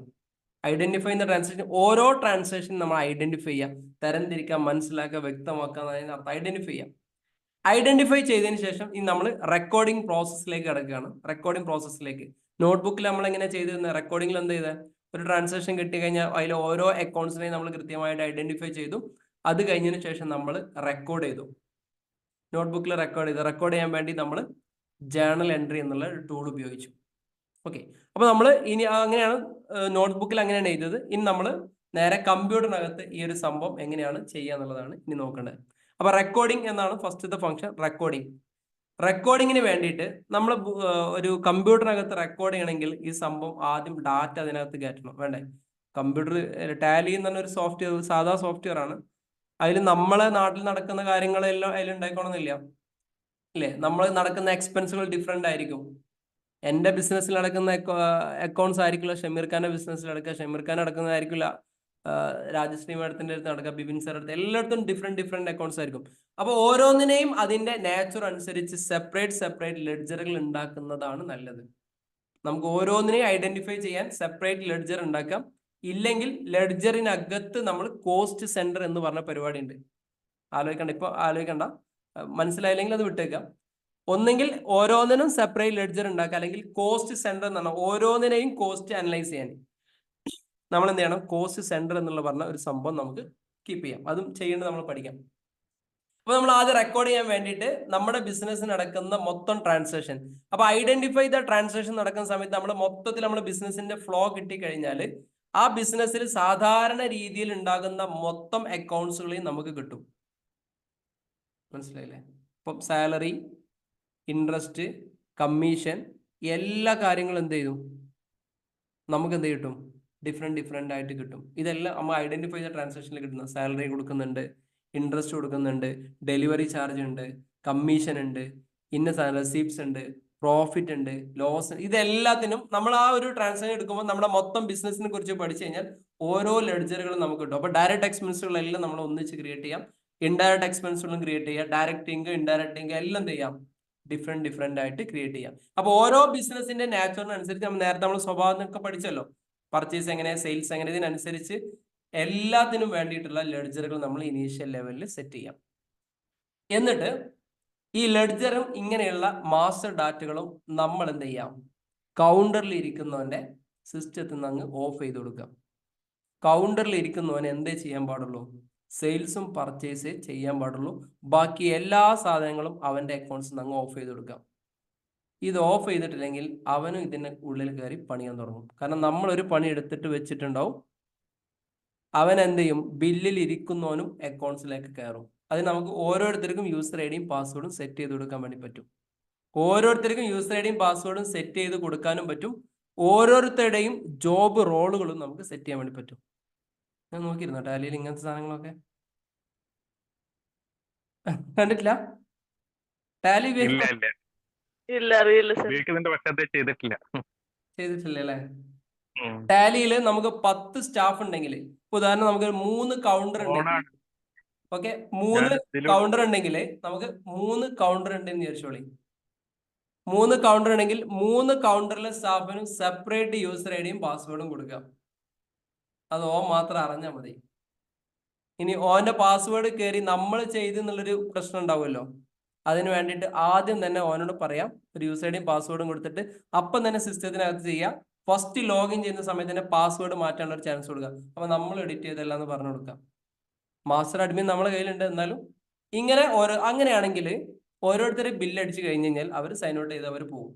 അടുത്ത ആൾ വരിക്കുമ്പോൾ അപ്പൊ ആരാണ് ചെയ്തത്, ആരാണ് ചെയ്തിട്ടില്ല എന്നുള്ളത് ഓരോരുത്തരും ഇവന് നോക്കിയിട്ട് ഇങ്ങനെ കുറ്റം വരാൻ നിൽക്കണം. കറക്റ്റായിട്ട് ആരാണ് ഇന്ന ആക്ടിവിറ്റി ആരാണോ ചെയ്തത് അതിന് നമുക്ക് ട്രാക്ക് ചെയ്യാൻ വേണ്ടി പറ്റും. ഇതെല്ലാവരും സെറ്റ് ചെയ്യണം. നിലവിൽ ടാലി ഉപയോഗിക്കുന്ന ആളുണ്ടെങ്കിൽ യൂസർ റോള് കൃത്യമായിട്ടും സെറ്റ് ചെയ്യണം. ക്ലിയർ ആയോ? യൂസർ ലെവൽ, അതായത് സെക്യൂരിറ്റി ലെവലാണത്. ഓരോരുത്തർക്ക് ചില ആളുകൾക്ക് മാസ്റ്റർ ഡാറ്റ ആക്സസ് ചെയ്യാൻ വേണ്ടി പറ്റും, ചില ആൾ അഡ്മിൻ ആയിരിക്കും, ചില ആൾ ഓണർ ആയിരിക്കും. ഈ രീതിയിൽ എന്ത് ചെയ്യണം? സെറ്റ് ചെയ്ത് കൊടുക്കണം. അപ്പൊ ബില്ലിങ്ങിൽ ഇരിക്കുന്നവന് അവൻ ബില്ല് അടിച്ചതിന് മാത്രം അവൻ റെസ്പോൺസിബിലിറ്റി ആയാൽ മതി. ബാക്കിയുള്ള എല്ലാ ബില്ലിങ്ങിനും, കാരണം ചില ആളുകളുണ്ടല്ലോ, ചിലൊരു ബില്ലിങ്ങിന് പ്രശ്നമായി കഴിഞ്ഞാൽ ബാക്കി ബില്ലിങ്ങിലുള്ള 10-50 6 ആളുകളുണ്ടെങ്കിൽ 6 ആളുകൾ അങ്ങനെ തലയും ചൊറിഞ്ഞ് അവിടെ ഇരിക്കും. കാരണം അത് കിട്ടൂല, പൈസ ഒക്കെ പോയ കേസൊക്കെ ആണെങ്കിൽ. അപ്പം ഓരോരുത്തരുടെയും യൂസർ ഐഡിയും പാസ്വേഡ് അവരവർ ചെയ്ത കാര്യങ്ങൾ അപ്പൊ ക്ലോസ് ചെയ്യാനും അവരുടെ അക്കൗണ്ട്സിന്റെ മാത്രം ഉത്തരവാദിത്തം അവരോരുത്തർക്ക് നേരത്തെ അങ്ങ് പോവാം, വരെ പോവാം. ക്ലിയർ ആയില്ലേ? അപ്പൊ ഈ രീതിയിൽ യൂസർ റോളുകൾ എന്ത് ചെയ്യണം? സെറ്റ് ചെയ്യണം. നിർബന്ധമാണ്. ഈ കാര്യങ്ങൾ ചെയ്യാതെ നമ്മൾ തുടങ്ങി. അതൊക്കെ ഫ്രീ ആണ്, എല്ലാ സാധനത്തിലും കിട്ടും. അതെങ്ങനെ ചെയ്യാന്നുള്ളത് കാണിച്ചു തരാം. യൂസർ റോളുകൾ സെറ്റ് ചെയ്യാതെ ഒരിക്കലും ചെയ്യരുത്. ജോബ് റോളുകളും സെറ്റ് ചെയ്ത് കൊടുക്കണം ഓരോരുത്തർക്ക്. ബില്ലിംഗ് ഉള്ളവന് ബില്ലിംഗ് മാത്രം കൊടുത്താൽ മതി. അവൻ നമ്മുടെ ബാലൻസ് ഷീറ്റ് കാണേണ്ട ആവശ്യമില്ല. ഉണ്ടോ? ബില്ലിൽ ഇരിക്കുന്നവന് ഇപ്പൊ നിലവിൽ ഞാൻ മിക്കവാറും പോയ സാധനങ്ങളൊക്കെ അറിയാം. ബില്ലിൽ ഇരിക്കുന്നവനും നമ്മുടെ കമ്പനിയുടെ പ്രോഫിറ്റ് പറയാൻ ലാസ്റ്റ് അറിയാം. ബില്ലിൽ ഇരിക്കുന്നവനും അറിയാം നമ്മളെ കമ്പനി നഷ്ടത്തിലാണോ കൂട്ടാൻ പോവുകയാണോ എന്നുള്ളത്. ഇതറിയരുത്. ഇതറിഞ്ഞാൽ കഴിഞ്ഞു. ഇത് അറിയില്ല, ഇപ്പൊ എല്ലാവർക്കും അറിയില്ലേ? ഇപ്പൊ ജോബ് റോൾ സെറ്റ് ചെയ്തില്ലെങ്കിൽ എല്ലാവർക്കും ഈ സംഭവം അറിയും. ഇത് ബിസിനസ്സിന് എന്ത് സീക്രസി ഉള്ളത്? നമ്മൾ മാർക്കറ്റ് സ്റ്റഡിക്ക് പോകുന്ന സമയത്ത് ചില സ്ഥാപനം നമ്മൾ മാർക്കറ്റ് സ്റ്റഡിക്ക് പോകും. അക്കൗണ്ട്സ് അല്ലാത്ത രീതിയിൽ നമുക്ക് ബിസിനസ് കൺസൾട്ടിങ് ഫേമിലൂടെ മാർക്കറ്റിംഗ് സ്റ്റഡി, ഫീസിബിലിറ്റി സ്റ്റഡിക്കൊക്കെ പോകും. അപ്പൊ ചില സ്ഥാപനത്തിന്റെ നമുക്ക് സിമിലർ സ്ഥാപനം ഉണ്ടെങ്കിൽ അവിടുത്തെ ഇയർലി പ്രോഫിറ്റ്, മന്ത്ലി പ്രോഫിറ്റ് ഒക്കെ കിട്ടണമെങ്കിൽ കൗണ്ടറിൽ പോയി നല്ല ഒരു 2-3 ദിവസം അവൻ്റെ അടുത്ത് സാധനം വാങ്ങിയിട്ട് എങ്ങനെയുണ്ട് കച്ചവടമൊക്കെ മോശം, അപ്പം പറയാം കഴിഞ്ഞ വർഷമൊക്കെ നല്ല കച്ചവടം. ഇങ്ങനെ പറയാൻ നോക്കിയിട്ട് പറയാൻ അവൻ്റെ അടുത്ത് ഡാറ്റ ഉണ്ട്. എനിക്ക് അങ്ങനെ ഇഷ്ടംപോലെ ഡാറ്റ ഇട്ടിട്ടുണ്ട്. ഞാൻ അങ്ങനെ ഡാറ്റ ഒരുപാട് ചോർത്തിയിട്ടുണ്ട്. കാരണം നമ്മള് ബിസിനസ് പുതിയൊരു ക്ലയന്റ് വരുന്ന സമയത്ത് നമുക്ക് ഡാറ്റ കൊടുക്കണ്ടേ.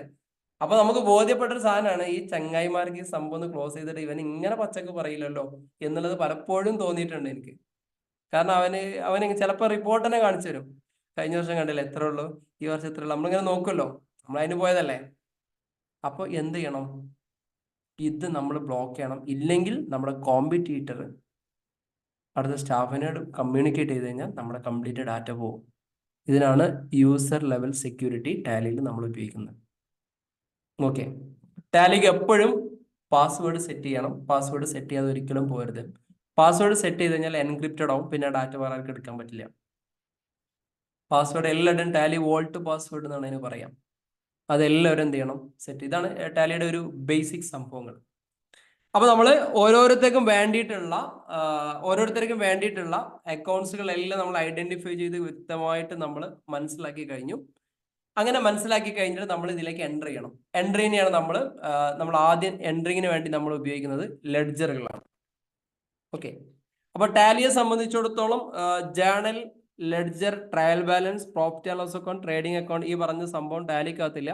ടാലിയിൽ നമ്മൾ ആകെ റെക്കോർഡിംഗ് എന്ന് പറഞ്ഞ ഒരൊറ്റ ഫംഗ്ഷൻ മാത്രമേ ചെയ്യത്തുള്ളൂ.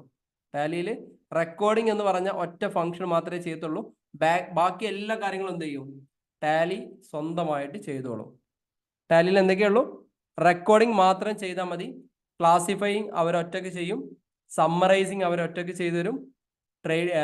Profit and loss account, trading എല്ലാം അവർ സ്വന്തമായിട്ട് ചെയ്തു തരും. അപ്പോൾ സിമ്പിളായിട്ട് നമ്മൾ ആദ്യം റെക്കോർഡ് ചെയ്യുന്ന സാധനം കൃത്യമാണെന്ന് ഉറപ്പ് വരുത്തിയാൽ മതി.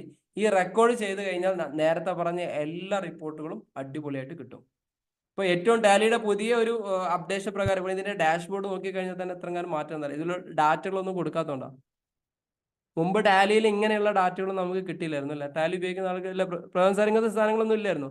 ഇതൊന്നും ഭയങ്കര ഗ്രാഫിക്സ്, കാരണം ഇപ്പൊ ഇങ്ങനെയുള്ള ഒരുപാട് അഡ്വാൻസ് ഓപ്ഷൻസുകൾ ടാലിക്കകത്ത് വന്നത്. കാരണം ഇപ്പൊ ലേറ്റസ്റ്റ് ആയി നിൽക്കുന്ന പല സോഫ്റ്റ്വെയറുകളും പിടിച്ചു വെക്കാൻ കഴിയാത്തതുകൊണ്ടാണ് പല രീതിയിലേക്ക് ഇങ്ങനെ കൊണ്ടുപോകുന്നത്. ഓക്കെ, അപ്പൊ എങ്ങനെയാണ് നമ്മൾ ഒരു ലെഡ്ജർ എങ്ങനെയാണ് ക്രിയേറ്റ് ചെയ്യുന്നത്? സാധാരണ അറിയുന്ന ആളുകൾക്ക് ഇത് സിമ്പിൾ ആയിരിക്കും, അല്ലാത്ത ആളുകൾക്ക് വേണ്ടി ജസ്റ്റ് ഇതാണ് ടാലിയുടെ ഒരു പ്ലാറ്റ്ഫോം.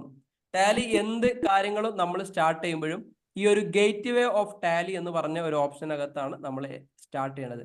ഇവിടെ കണ്ടോ, ഗേറ്റ് വേ ഓഫ് ടാലി. ഇവിടെ നിന്നാണ് നമ്മൾ കാര്യങ്ങൾ സ്റ്റാർട്ട് ചെയ്യണത്. ഗേറ്റ് വേ ഓഫ് ടാലി എന്ന് പറയുമ്പോൾ ഇവിടെ ഒരുപാട് ഓപ്ഷൻസ് കാണാം. ഇതിൽ പരമാവധി ഷോർട്ട് കീകൾ ഉപയോഗിച്ച് നമ്മൾ പഠിക്കണം. ഷോർട്ട് കീകൾ എങ്ങനെയെന്ന് പറഞ്ഞു കഴിഞ്ഞാൽ ഇപ്പൊ നമ്മൾ ഈ ഗേറ്റ് വേ ഓഫ് ടാലി നോക്കിക്കഴിഞ്ഞാൽ ഒരുപാട് അക്ഷരങ്ങൾ ബോൾഡ് ആയിട്ട് കാണും. ഈ ബോൾഡ് ഉള്ളതാണ് ഇതിന്റെ ഷോർട്ട് കീ. പുതിയ ആളുകൾക്കാണ് ഈ ബോൾഡ് ഉള്ള സാധനങ്ങളാണ് ഇതിന്റെ ഷോർട്ട് കീ എന്ന് പറയുന്നത്. ബോൾഡ് ഏതൊക്കെയുള്ളത്? ക്രിയേറ്റിന്റെ ബോൾഡ് ഏതാ? സി. അപ്പൊ സി ആണ് അതിന്റെ ഷോർട്ട് കീ എന്ന് പറയുന്നത്. ഓൾട്ടറിന്റെതോ? എ ആണ്. പിന്നെ വേറെ ഏതാ?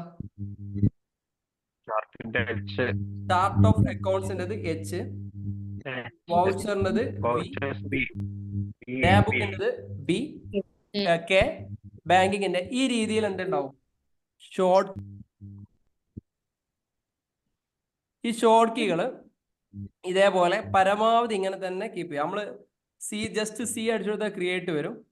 പിന്നെ ഞാനെല്ലാം ഷോർട്ട് കീ ആണ് ഉപയോഗിക്കുക. ഞാൻ മൗസ് ഉപയോഗിക്കാറില്ല. പരമാവധി മൗസ് ഉപയോഗിക്കാതെ ടാലി കൈകാര്യം ചെയ്യാൻ പറ്റും എന്നുള്ളതാണ് നിങ്ങൾ ഓരോരുത്തരും ശ്രദ്ധിക്കേണ്ടത്.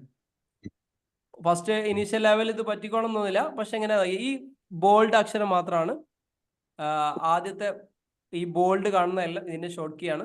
ഇപ്പോൾ എൻ അടിച്ചു കഴിഞ്ഞാൽ ബാങ്കിങ്ങിലേക്ക് പോകും, ബി അടിച്ചാൽ ബാലൻസ് ഷീറ്റിലേക്ക് പോകും, പി അടിച്ചാൽ പ്രോഫിറ്റ് ആൻഡ് ലോസ് അക്കൗണ്ടിലേക്ക് പോകും, ഡി അടിച്ചാൽ ഡിസ്പ്ലേ എന്ന് പറഞ്ഞ സംഭവത്തിലേക്ക് പോകും. ഈ രീതിയിലായിരിക്കും എന്ത് ചെയ്യാം ഈ സംഭവങ്ങൾ ഉണ്ടാവുക. ഓക്കെ, ഇനി ചില അക്ഷരങ്ങൾ ടാലിയിലെ ഷോർട്ട് കീകൾ പറഞ്ഞുതരാം. ആദ്യം ഈ ഒരു സംഭവം. എന്നാൽ ചില സാധനത്തിന്റെ താഴത്ത് ഒരു അണ്ടർലൈൻ ഉണ്ടാവും, കണ്ടിട്ടുണ്ടോ? ബോൾഡ് ആയിരിക്കുമ്പോൾ മുകളിൽ exchange, Y data, K company, O import, E export, M share, P print എന്ന് പറഞ്ഞിടത്ത് ഈ ഒരു ബോൾഡ് അക്ഷരം ഉണ്ടാവും. അതിന് താഴത്ത് ഒരു സിംഗിൾ ലൈൻ ഉണ്ടാവും. അതിന്റെ ഷോർട്ട് കീ എന്താണെന്ന് അറിയാം? ഓൾട്ട് അല്ലേ? ഉദാഹരണം ഞാൻ ഓൾട്ട് സെഡ് അടിച്ചു കഴിഞ്ഞാൽ ഈ സംഭവം വരും, ഓൾട്ട് വൈ അടിച്ചു കഴിഞ്ഞാൽ ഈ സംഭവങ്ങൾ വരും. അപ്പം സിംഗിൾ അണ്ടർലൈൻ ആണെങ്കിൽ ഓൾട്ട് ആയിരിക്കും വരിക. ഈ ഷോർട്ട് കീ മാത്രം നോക്കിയാൽ മതി. സ്ക്രീനിൽ കാണുന്ന ഏതാണോ അക്ഷരം അതാണ് അതിന്റെ ഷോർട്ട് കീ. ഒരു സിംഗിൾ അണ്ടർലൈനിലാണ് വരുന്നെങ്കിൽ ഓൾട്ട് അടിച്ചു പോവാം. ചില കേസുകൾ ഡബിൾ അണ്ടർലൈൻ വരും. ഇപ്പൊ നോക്കൂ, ഇതിന്റെ വലത് ഭാഗത്ത് കണ്ടോ എച്ചിന്റെ താഴത്ത് 2 അണ്ടർലൈൻ ഉണ്ട്. മോർ ഡീറ്റെയിൽസിന്റെ താഴത്ത് ഇവിടെ നമ്മൾ ഓൾട്ട് എച്ച് എന്ന് അടിച്ചു കഴിഞ്ഞാൽ വരത്തില്ല. അപ്പൊ എന്തടിക്കാം?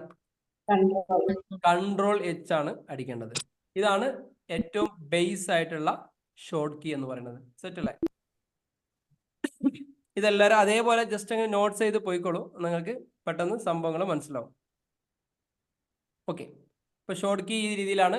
ബോൾഡ് എന്നുള്ളത് അത് പരമാവധി അങ്ങനെ തന്നെ ടൈപ്പ്, കുറച്ച് സ്ലോയിലായി കഴിഞ്ഞാലും അങ്ങനെ തന്നെ ടൈപ്പ് ചെയ്ത് പോകാൻ വേണ്ടി ശ്രമിക്കാം. അപ്പൊ നമ്മളൊരു ലെഡ്ജർ നമ്മൾ ക്രിയേറ്റ് ചെയ്യണമെന്ന് വിചാരിക്കും. ഒരു ലെഡ്ജർ നമ്മൾ ക്രിയേറ്റ് ചെയ്യണമെന്ന് വിചാരിച്ചോളി. അപ്പോൾ ഉദാഹരണം നേരത്തെ പറഞ്ഞ ഒരു അക്കൗണ്ട്, നേരത്തെ പറഞ്ഞ സംഭവം എന്തായിരുന്നു? 1 CR നമ്മൾ ഇൻവെസ്റ്റ് ചെയ്തു. 1 CR നമ്മൾ ബിസിനസ്സിലേക്ക് കൊണ്ടുവന്നു. ആ 1 CR കൊണ്ടുവന്നതിനെ നമ്മൾ എന്താ പറയാ സാധാരണ രീതിയിൽ? ക്യാപിറ്റൽ. 1 CR-നെയാണ് നമ്മൾ ക്യാപിറ്റൽ എന്ന് പറയാം. അതെ, 1 CR നമ്മൾ ബിസിനസ്സിലേക്ക് കൊണ്ടുവന്നു. ഇത് നേരത്തെ ഓൾറെഡി നമ്മൾ ഐഡന്റിഫൈ ചെയ്തിട്ടുണ്ട്. ക്യാപിറ്റൽ എന്ന് പറഞ്ഞ സാധനം 1 CR വന്നു. ഈ 1 CR വന്നതിന് ശേഷം ഈ 1 CR എന്തൊക്കെ ആയത് നമ്മൾ നോക്കി. 1 CR 10 ലക്ഷം ഇന്നതിലേക്ക് പോയി, ഇന്നതിലേക്ക് പോയി. ഇതിനൊക്കെ വേണ്ടിയിട്ടുള്ള ലെഡ്ജറുകൾ നമ്മൾ ഉണ്ടാക്കി വെക്കണം. ഇപ്പോൾ ഫർണിച്ചർ ആണെങ്കിൽ ഫർണിച്ചർ ഉണ്ടാക്കി വെക്കാം, ക്യാഷ് ആണെങ്കിൽ ക്യാഷ് ഉണ്ടാക്കി വെക്കാം. ക്യാഷിന് തന്നെ ചിലപ്പോൾ 2-3 സാധനങ്ങൾ ഉണ്ടാക്കാൻ വേണ്ടി പറ്റും. പെറ്റി ക്യാഷുകൾ ഉണ്ടാവും. ബാങ്കിന് തന്നെ മൾട്ടിപ്പിൾ ബാങ്ക് അക്കൗണ്ടുകൾ ഉണ്ടാകാം, ഒന്നിലധികം ബാങ്കിൽ ഡെപ്പോസിറ്റ് ഉണ്ടാവും. ഇതിനൊക്കെ അനുസരിച്ചിട്ടുള്ള ലെഡ്ജറുകൾ നമ്മൾ എന്ത് ചെയ്യണം? ആദ്യമേ ഉണ്ടാക്കി വെക്കണം. ക്ലിയർ ആയില്ലേ? അപ്പൊ ഉദാഹരണം ഞാൻ ക്യാപിറ്റൽ എന്ന് പറഞ്ഞ സംഭവം ഉണ്ടാക്കാൻ വേണ്ടി പോവാണ്. അപ്പൊ ഞാൻ ജസ്റ്റ് ഇവിടെ ക്രിയേറ്റ് എന്ന് കൊടുത്തു. ഓക്കെ, ഇവിടെ നമ്മൾ ക്രിയേറ്റ് എന്ന് കൊടുത്തു. ക്രിയേറ്റ് എന്ന് കൊടുക്കുമ്പോൾ എല്ലാം ഗേറ്റ് ഓഫ് ടാലി എന്നാണ് സ്റ്റാർട്ട് ചെയ്യുന്നത്. ക്രിയേറ്റ് എന്ന് കൊടുത്തു കഴിഞ്ഞാൽ ഒരുപാട് സാധനം നമുക്ക് ടാലിയിൽ ക്രിയേറ്റ് ചെയ്യാൻ വേണ്ടി പറ്റും. നമ്മൾ ക്രിയേറ്റ് ചെയ്യുന്നത് ലെഡ്ജർ ആണ് ക്രിയേറ്റ് ചെയ്യുന്നത്. അപ്പൊ നേരെ ബാക്കഡ്സിൽ ഒന്നുകൂടെ എടുക്കാം. ഗേറ്റ് ഓഫ് ടാലിയിൽ പോകുന്നു, ക്രിയേറ്റ് എടുക്കുന്നു. ക്രിയേറ്റ് എടുത്തതിന് ശേഷം ലെഡ്ജർ എടുക്കുന്നു. ലെഡ്ജർ എടുത്തു കഴിഞ്ഞാൽ ഇവിടെ നമ്മുടെ ലെഡ്ജറിന്റെ പേരാണ് കൊടുക്കേണ്ടത്. ഉദാഹരണം, എൻ്റെ കമ്പനിയിൽ 3 പാർട്ട്ണർമാരുണ്ടെന്ന് വിചാരിച്ചോളൂ. ഉദാഹരണം, പ്രഭാകരൻ സാർ എൻ്റെ കമ്പനിയിലെ ക്യാപിറ്റലാണ്. അപ്പം എന്ത് ചെയ്യണം? ഇതേപോലെ കൃത്യമായിട്ട് എഴുതുക. ഇങ്ങനെ തന്നെ എഴുതി പോകണം. ക്ലിയർ ആയോ? ഇങ്ങനെ തന്നെ എഴുതി പോകണം. പ്രഭാകരൻ സാറുടെ ക്യാപിറ്റൽ വേറെ, ബബിദാസ് ക്യാപിറ്റൽ വേറെ, സിറാജ് ക്യാപിറ്റൽ വേറെ, വേറെ വേറെ, അല്ലാതെ ഒറ്റ ക്യാപിറ്റൽ ആക്കിയിട്ട് അടിച്ച് മിന്നി എഴുതണ്ട. ഐഡന്റിഫൈ ചെയ്യാൻ ബുദ്ധിമുട്ടായിരിക്കും. ക്ലിയർ ആയില്ലേ? എഴുതുന്ന സമയത്ത് കുറെ ക്യാപിറ്റലും കുറെ സ്മോൾ ചെയ്താതിരിക്കാൻ റിപ്പോർട്ടിങ്ങിന് ഒരു സുഖം ഉണ്ടാവില്ല. ഇതിൽ നിന്നൊക്കെ പറഞ്ഞു തന്നാൽ ഒരു സുഖം ഉണ്ടാവില്ല. നമുക്കൊന്നും വായിക്കാൻ ഒരു സുഖം. ചില ആളുകളുടെ റിപ്പോർട്ട് നല്ല രീതിയിലൊക്കെ ചെയ്തിട്ടുണ്ടാവും, പക്ഷെ നമുക്ക് വായിക്കാനില്ലേ പ്രഭാകരൻ സാർ, ചില ആളുകളുടെ നല്ല സംഭവം നല്ല റിപ്പോർട്ടായിരിക്കും, പക്ഷെ നമുക്കൊരു സുഖം കിട്ടത്തില്ല. അപ്പൊ ഇതൊക്കെ നമ്മളെ ക്രെഡിബിലിറ്റിനെ ബാധിക്കും. ഇയാൾ എടുത്ത അക്കൗണ്ട് എന്നാന്ന് വരെ ചിന്തിച്ചു പോകും നമ്മൾ ഇത്രയൊക്കെ പഠിച്ചിട്ട്. അപ്പം കൃത്യമായിട്ട് ആ ഒരു വൃത്തിയിൽ തന്നെ എഴുതാൻ വേണ്ടി ശ്രമിക്കാം. എന്നിട്ട് ഇതിന്റെ അണ്ടർ എന്ന് പറഞ്ഞത് യഥാർത്ഥത്തിൽ നമ്മുടെ ബിസിനസ്സിൽ നമ്മൾ പഠിച്ചില്ലായിരുന്നോ? അസറ്റ്, അതിന്റെ സബ് ഗ്രൂപ്പുകളൊക്കെ പഠിച്ചത്. അതായത് ഗ്രൂപ്പും സബ് ഗ്രൂപ്പും. ഈ സബ് ഗ്രൂപ്പുകളാണ് യഥാർത്ഥത്തിൽ അണ്ടർ എന്ന് പറഞ്ഞ സംഭവം. സബ് ഗ്രൂപ്പുകളാണ് യഥാർത്ഥത്തിൽ അണ്ടർ എന്ന് പറയാം. ക്യാപിറ്റൽ എന്ന് പറയുമ്പോൾ സാധാരണ രീതിയിൽ ക്യാപിറ്റൽ ആണ്. ഈ ക്യാപിറ്റലിന്റെ അണ്ടറിൽ പോയി കഴിഞ്ഞാൽ അത് ലാബിലിറ്റി ആയിരിക്കും. ക്യാപിറ്റലിന്റെ അണ്ടറിൽ പോയി കഴിഞ്ഞാൽ അത് ലാബിലിറ്റി ആയിരിക്കും. ക്യാപിറ്റൽ നമ്മൾ ആദ്യം ലാബിലിറ്റി ആണെന്ന് പഠിച്ചിട്ടുണ്ട്. അങ്ങനെ ഞാൻ എന്ത് ചെയ്യുന്നു, പ്രഭാകരൻ സാറുടെ പേരിലുള്ള ഒരു ക്യാപിറ്റൽ കൊടുക്കുകയാണ്. കൊടുക്കുന്ന സമയത്ത് പ്രഭാകരൻ സാറുടെ എല്ലാ ഡീറ്റെയിൽസും നമ്മൾ എൻ്റർ ചെയ്ത് പോയി കഴിഞ്ഞാൽ ഇവരുടെ റിപ്പോർട്ടോ പേപ്പർ സ്ലിപ്പോ എടുക്കുമ്പോൾ ആ ഒരു കാണാനും ഒരു ഭംഗിയുണ്ടാവും. ഓക്കെ, ഇനി ഓപ്പണിംഗ് ബാലൻസ് ചോദിക്കുന്നുണ്ട്. ഓപ്പണിംഗ് ബാലൻസ് ആവശ്യമുണ്ടെങ്കിൽ കൊടുക്കാം, ഇല്ലെങ്കിൽ കൊടുക്കാതിരിക്കാം. നമ്മൾ ജേണലുകളൊന്നും ചെയ്യുന്നില്ല, നേരിട്ട് വേറെ കാര്യങ്ങളൊന്നും അയാൾക്ക് സംസാരിക്കാനൊന്നും ഇല്ല എന്ന് വിചാരിക്കും. ഉദാഹരണം, ഇപ്പൊ പ്രഭാകർ സാർ പറയാണ് ഇന്ന രീതിയിൽ ട്രാൻസാക്ഷൻ എപ്പോഴാണ് നടന്നതിനെ കുറിച്ച് നമുക്കൊരു വ്യക്തതയൊന്നുമില്ല. ചില ട്രാൻസാക്ഷനുകൾ അങ്ങനെയായിരിക്കും. ഇപ്പൊ ഇനീഷ്യൽ ലെവലിൽ നിങ്ങൾക്ക് കിട്ടുന്ന ട്രാൻസാക്ഷനുകൾ അങ്ങനെയായിരിക്കും. ഇപ്പം പ്രഭാകർ സാർ ഇങ്ങനെ പറയുള്ളൂ, ഞാൻ 10 ലക്ഷം മുടക്കി. അതേപോലെ ശാലോദ് മാഡം പറയണം, ഞാൻ 5 ലക്ഷം മുടക്കി. എപ്പോൾ അപ്പം ചോദിച്ചു കഴിഞ്ഞാൽ ചിലപ്പോൾ അവർക്ക് ആൻസർ ഉണ്ടായിക്കോണമെന്നില്ല ചില കേസുകളിൽ, അല്ലെ? ഇപ്പൊ 2-3 മാസമായിട്ട് അവർ നിങ്ങളിപ്പോ അല്ലേ അക്കൗണ്ടന്റായിട്ട് വരുന്നത്, ഇതുവരെ നമ്മളിങ്ങനെ സ്പെൻഡ് ചെയ്യുന്നു, നമ്മൾ മുടക്കിയ പൈസ ഇത്ര രൂപയാണെന്നുണ്ടെങ്കിൽ ആ ഒരു എമൗണ്ട് നമ്മൾ നേരെ ഓപ്പണിംഗ് ബാലൻസ് ആക്കിയിട്ട് ഇട്ടാൽ മതി. ക്ലിയർ ആയി? അതായത് അവ്യക്തതകളുള്ള അക്കൗണ്ടുകളെല്ലാം ആ ഒരു സംഭവം അതേപോലെ ഓപ്പണിംഗ് ബാലൻസുകളാക്കി ഇട്ടിട്ട് പിന്നീട് അവിടെ നിന്ന് തുടങ്ങിയാൽ മതി. നമ്മൾ തുടങ്ങി കഴിഞ്ഞതിന് ശേഷം ഓപ്പണിംഗ് ബാലൻസിൽ അഡ്ജസ്റ്റ്മെന്റ് ചെയ്യരുത്. പിന്നീട് നമ്മൾ എൻട്രി ആയിട്ട് തന്നെ അതിലേക്ക് കയറ്റി കൊണ്ടുവരണം. ക്ലിയർ ആയോ? അവ്യക്തതകളുള്ള അക്കൗണ്ടുകൾ, അവ്യക്തകൾ തന്നെ സുമാർ അടിച്ചു കൊടുക്കാനല്ല, കൃത്യമായിട്ട് നമ്മൾ പോസ്റ്റ് ചെയ്യുന്നതിന് മുമ്പ് അവരോട് പറഞ്ഞ കാര്യങ്ങളെല്ലാം രേഖയും റെക്കോർഡ് ആക്കിയതിന് ശേഷം മാത്രം എന്ത് ചെയ്യാം, ഈ രീതിയിൽ ചെയ്തു കൊടുക്കാം. ക്ലിയർ ആയില്ലേ? അപ്പം പ്രഭാകരൻ സാർ പറയാണ്, ഞാനൊരു 1 lakh ഇതിലേക്ക് കൊണ്ടുവന്നിട്ടുണ്ടെന്ന് പറഞ്ഞു. അത് എല്ലാ രീതിയിലും ഓക്കെ ആയി കഴിഞ്ഞാൽ ആ 1 lakhനെ വേണമെങ്കിൽ ചെയ്യാം. വേണമെങ്കിൽ എന്ത് ചെയ്യാം, ഇവിടെ കൊണ്ടുപോയിട്ട് 1 lakh എന്ന് ചെയ്തു കൊടുക്കാം. രണ്ട് രീതിയിൽ ഞാൻ കാണിച്ചു തരാം. 1 lakh എന്ന് എന്ത് ചെയ്യാം, എന്താണ് 1 lakh അല്ലേ, 1 lakh എന്ന് കൊടുക്കുന്നു, എൻഡ് അടിച്ച് എന്ത് ചെയ്യുന്നു, സേവ് ചെയ്യുന്നു. അപ്പം ക്യാപിറ്റൽ 1 lakh എത്ര വേണ്ടിയിരുന്നത്? 1 CR അല്ലേ? 1 CR വേണ്ടിയിരുന്നത് പ്രഭാകരൻ സാറേ? 1 CR കൊണ്ടുവന്നു തന്നെ. ഓക്കെ, 1 2 ആയോ? 1 CR ആയോ? ഓക്കെ, 1 CR ആയി. 1 CR കൊണ്ടുവന്നു. ഇപ്പൊ നേരത്തെ പറഞ്ഞ ആ ഒരു ട്രാൻസാക്ഷൻ നമ്മൾ എങ്ങനെയാണ് ചെയ്യാൻ നോക്കാം. നേരത്തെ പറഞ്ഞ ട്രാൻസാക്ഷൻ എല്ലാവർക്കും ഓർമ്മ ഉണ്ടെന്ന് വിചാരിക്കണം. ഇതാണ് നേരത്തെ പറഞ്ഞ ട്രാൻസാക്ഷൻ. 1 CR. പ്രഭാകരൻ സാറാണ് ഇതിന്റെ ആളെന്ന് വിചാരിച്ചോളൂ. ഓക്കെ, ഇത് 2 രീതിയിൽ എങ്ങനെ എൻ്റർ ചെയ്യാന്നുള്ളത് കാണിച്ചു തരാം. ഞാനിപ്പോൾ ഫുള്ളി ഓപ്പണിംഗ് ബാലൻസ് വെച്ചിട്ടാണ് ചെയ്യുന്നത്. ഓപ്പണിംഗ് ബാലൻസ് വെച്ചിട്ട് അക്കൗണ്ട്സ്, ഇനീഷ്യൽ ലെവൽ അക്കൗണ്ട്സിൽ മാത്രമേ OB ഇടാൻ പാടുള്ളൂ. പിന്നീട് ഒരു OBയുടെയും ഒരു കളിയും ഉണ്ടാവരുത്. എന്നാൽ നമ്മൾ സ്റ്റാർട്ട് ചെയ്യുന്ന സമയത്തോ അല്ലെങ്കിൽ രണ്ടാമത് അക്കൗണ്ട് റീകൺസ്ട്രക്ട് ചെയ്യുന്ന സമയത്തോ മാത്രമേ OBയുടെ കളികൾ ഉണ്ടാവാൻ പാടുള്ളൂ. അല്ലെങ്കിൽ പിന്നെ പുതിയ ഫിനാൻഷ്യൽ ഇയർ വരുന്ന സമയത്ത്. അതല്ലാത്ത രീതിയിൽ ഒരിക്കൽ പോലും ഓപ്പണിംഗ് ബാലൻസ് തൊട്ട് കളിക്കരുത്. മൊത്തം കണക്കുകൾ തെറ്റും, നാളത്തെ കുസ ആവും. ഓക്കെ, അപ്പൊ 1 CR എന്ന് വന്നു. ഇനി 10 lakh ബൈ ഹാൻഡ്, 10 ലക്ഷം രൂപ കയ്യിലുണ്ട്. അതെങ്ങനെയാണ് ചെയ്യാൻ നോക്കാം. 10 ലക്ഷം രൂപ കയ്യിലുണ്ട്. ഞാനിപ്പോ ഒരു ജേണൽ എൻട്രി പാസ്സാക്കാത്ത രീതിയിൽ ഓപ്പണിംഗ് ബാലൻസ് മാത്രം കൊടുത്ത് പോവാണ്. അപ്പോൾ ക്യാപിറ്റൽ ഓൾറെഡി ഞാൻ ചെയ്തു കഴിഞ്ഞു. ഇനി ഞാൻ ഇവിടെ എന്ത് ചെയ്യാണ്, ക്യാഷ് കൊടുക്കണോ? കൊടുക്കണം. ക്യാഷ് ഓൾറെഡി ഇതിനകത്ത് ഉണ്ടാവില്ലേ? ഓൾറെഡി ഉണ്ടാവും. നമുക്ക് വേറെ ക്യാഷ് തന്നെ കൊടുക്കല്ലേ? ക്യാഷ് കൊടുക്കുന്ന സമയത്ത് ഇവിടെ മെസ്സേജ് വന്നു, എന്താ നെയിം ഓൾറെഡി എക്സിസ്റ്റഡ്. Yes. ഇനി ശ്രദ്ധിക്കാട്ടോ, ഇനി ശ്രദ്ധിക്കാം. നമ്മുടെ ടാലിയിൽ ബൈ ഡിഫോൾട്ട് 2 ലെഡ്ജറുകൾ എപ്പോഴും ഉണ്ടാകും. ഒന്ന് പ്രോഫിറ്റ് ആൻഡ് ലോസ് അക്കൗണ്ട് ആണ്, രണ്ടാമത്തത് ക്യാഷ് അക്കൗണ്ട് ആണ്. ഒന്ന് പ്രോഫിറ്റ് ആൻഡ് ലോസ് അക്കൗണ്ട് ആണ്. ഇത് എല്ലാ അക്കൗണ്ട്സിനും ആവശ്യമാണ്, അതുകൊണ്ടാണ് അത് ഡിഫോൾട്ട് ആയിട്ട് അവിടെ സെറ്റ് ചെയ്യുന്നത്. അതിൽ കയറി നമ്മൾ എഡിറ്റ് ചെയ്യാൻ നിൽക്കണ്ട. മനസ്സിലായില്ലേ? ഇനി ക്യാഷിന്റെ ഓപ്പണിംഗ് ബാലൻസ് കൊടുക്കണം എന്നുണ്ടെങ്കിൽ നമുക്ക് ഓൾറെഡി ഉണ്ടായ സംഭവത്തിനുള്ളിലേക്ക് പൈസ കയറ്റിയാൽ മതി. നമ്മൾ എന്ത് ചെയ്യണ്ട, പുതുതായിട്ട് ഉണ്ടാക്കണ ആവശ്യമില്ല. ക്രിയേറ്റ് ചെയ്യണ്ട. മാനുഫാക്ചറിങ് ആവട്ടെ, ട്രേഡിംഗ് ആവട്ടെ, സർവീസ് ആവട്ടെ, ഏത് മേഖലയിലുള്ള അക്കൗണ്ട്സ് ആയി കഴിഞ്ഞാലും നമുക്ക് ആവശ്യമുള്ളത് ഒന്ന് പ്രോഫിറ്റ് ആൻഡ് ലോസ് അക്കൗണ്ട്. അതെന്തായാലും നമുക്ക് കിട്ടണം. ഈ പ്രോഫിറ്റ് ആൻഡ് ലോസ് അക്കൗണ്ട് കിട്ടിയാൽ നമുക്ക് പ്രോഫിറ്റ് ആൻഡ് ലോസ് അക്കൗണ്ടിൽ സാധനം ഉണ്ടാവുള്ളൂ, ബാലൻസ് ഷീറ്റിൽ അത് ഉണ്ടാകത്തുള്ളൂ. ക്യാഷ് ഏത് പൈസ ഇല്ലാത്ത ഒരു ബിസിനസ്സും ഇല്ലല്ലോ, അതുകൊണ്ട് ക്യാഷ് ഉണ്ടാവും. ബാങ്ക് അതിനെന്താ കൊടുക്കാത്തതിന് കാരണം എന്താ അറിയോ? ബാങ്ക് പല ബാങ്കിലും അക്കൗണ്ട് ആകാം, ഏത് ബാങ്കിലും ആകാം. ക്യാഷ് എപ്പോഴും ക്യാഷ് തന്നെ അല്ലേ. പിന്നീട് നമുക്കുള്ള ക്യാഷിനെ നമുക്ക് വേണമെങ്കിൽ പെറ്റി ക്യാഷുകളാക്കിയിട്ട് വേറെ സാധനങ്ങൾ ഉണ്ടാക്കാം കേട്ടോ. ബാങ്കിനകത്ത് വേറെ ബാങ്കുകൾ ഉണ്ടാക്കാം. ഉദാഹരണം 10 ലക്ഷം രൂപ നമ്മൾ എടുത്ത് കഴിഞ്ഞാൽ അതിലൊരു 5000 രൂപ നമ്മൾ പെറ്റി ക്യാഷിലേക്കൊക്കെ മാറ്റി വെക്കും. എപ്പോഴും ചെറിയ ചെറിയ എമൗണ്ടുകളൊക്കെ, മൊട്ട് സൂചി, ചെറിയ ചെറിയ പേന, പെൻസിൽ, ഇതൊക്കെ ഇതിനൊന്നും എപ്പോഴും അക്കൗണ്ടിന്റെ പെർമിഷൻ, ഹെഡ് ഓഫീസിന്റെ പെർമിഷൻ ഒന്നും വാങ്ങാൻ പറ്റില്ല. അതൊക്കെ പെട്ടെന്ന് ഇൻസ്റ്റന്റ് മൊമെന്റിൽ നമ്മൾ എടുക്കേണ്ട കാര്യങ്ങളാണ്. അത് നമുക്ക് വേണമെങ്കിൽ പെറ്റി ക്യാഷ് എന്നുള്ള രീതിയിൽ എന്ത് ചെയ്യാൻ പറ്റും, ഈ സംഭവത്തിനെ നമുക്ക് മാറ്റിയെടുക്കാൻ വേണ്ടി പറ്റും. ഓക്കെ, അപ്പൊ ഞാൻ ക്യാഷിനെ നമ്മൾ ചെയ്യാണ്. ക്യാഷിന് നമ്മൾ ഓൾറെഡി ഇതിനകത്ത് ക്യാഷ് ഓൾറെഡി ഉണ്ട്. അപ്പൊ ഉണ്ടെങ്കിൽ നമ്മൾ ജസ്റ്റ് ഒരു ഓൾട്ടർ ചെയ്യണം. ഇപ്പൊ നിലവിലൊന്നും ഇതിനെ കുറിച്ച് ആരും ബോധേഡാവണ്ട. ഞാൻ ജസ്റ്റ് ഇത് എങ്ങനെയാണ് എൻ്റർ ചെയ്യാന്നുള്ളത് മാത്രം കാണിച്ചു തരാം. ഓക്കെ, ഇതെന്താന്ന് പിന്നീട് പഠിക്കും. ഇപ്പൊ ഞാൻ ക്രിയേഷൻ മാത്രമേ പറയുന്നുള്ളൂ. എത്ര 10 lakh അല്ലേ സാറേ? 10 lakh. 10 lakh. ഞാൻ 10 lakh ക്യാഷ് കൊടുത്തു. ഇപ്പൊ ക്യാഷ് കൊടുത്തു, ക്യാപിറ്റൽ കൊടുത്തു. ഇനി എന്താ നമുക്ക് കൊടുക്കാണ്ടായിരുന്ന നേരത്തെ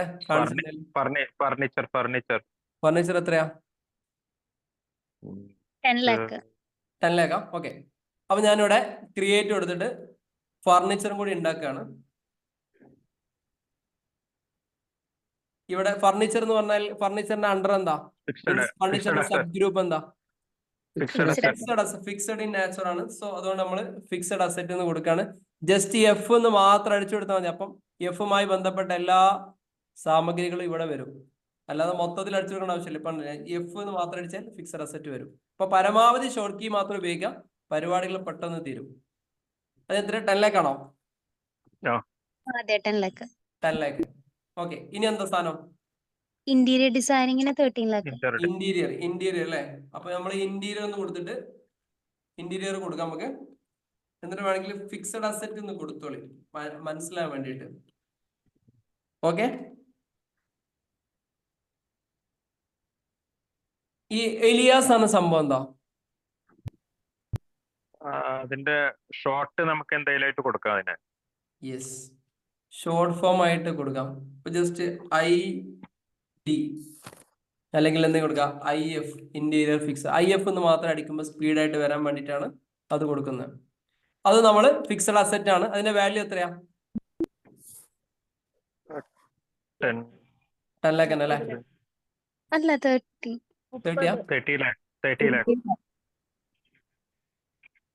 30 lakhs എന്ത് ചെയ്യുന്നു? ഇതേപോലെ കൊടുക്കുന്നു.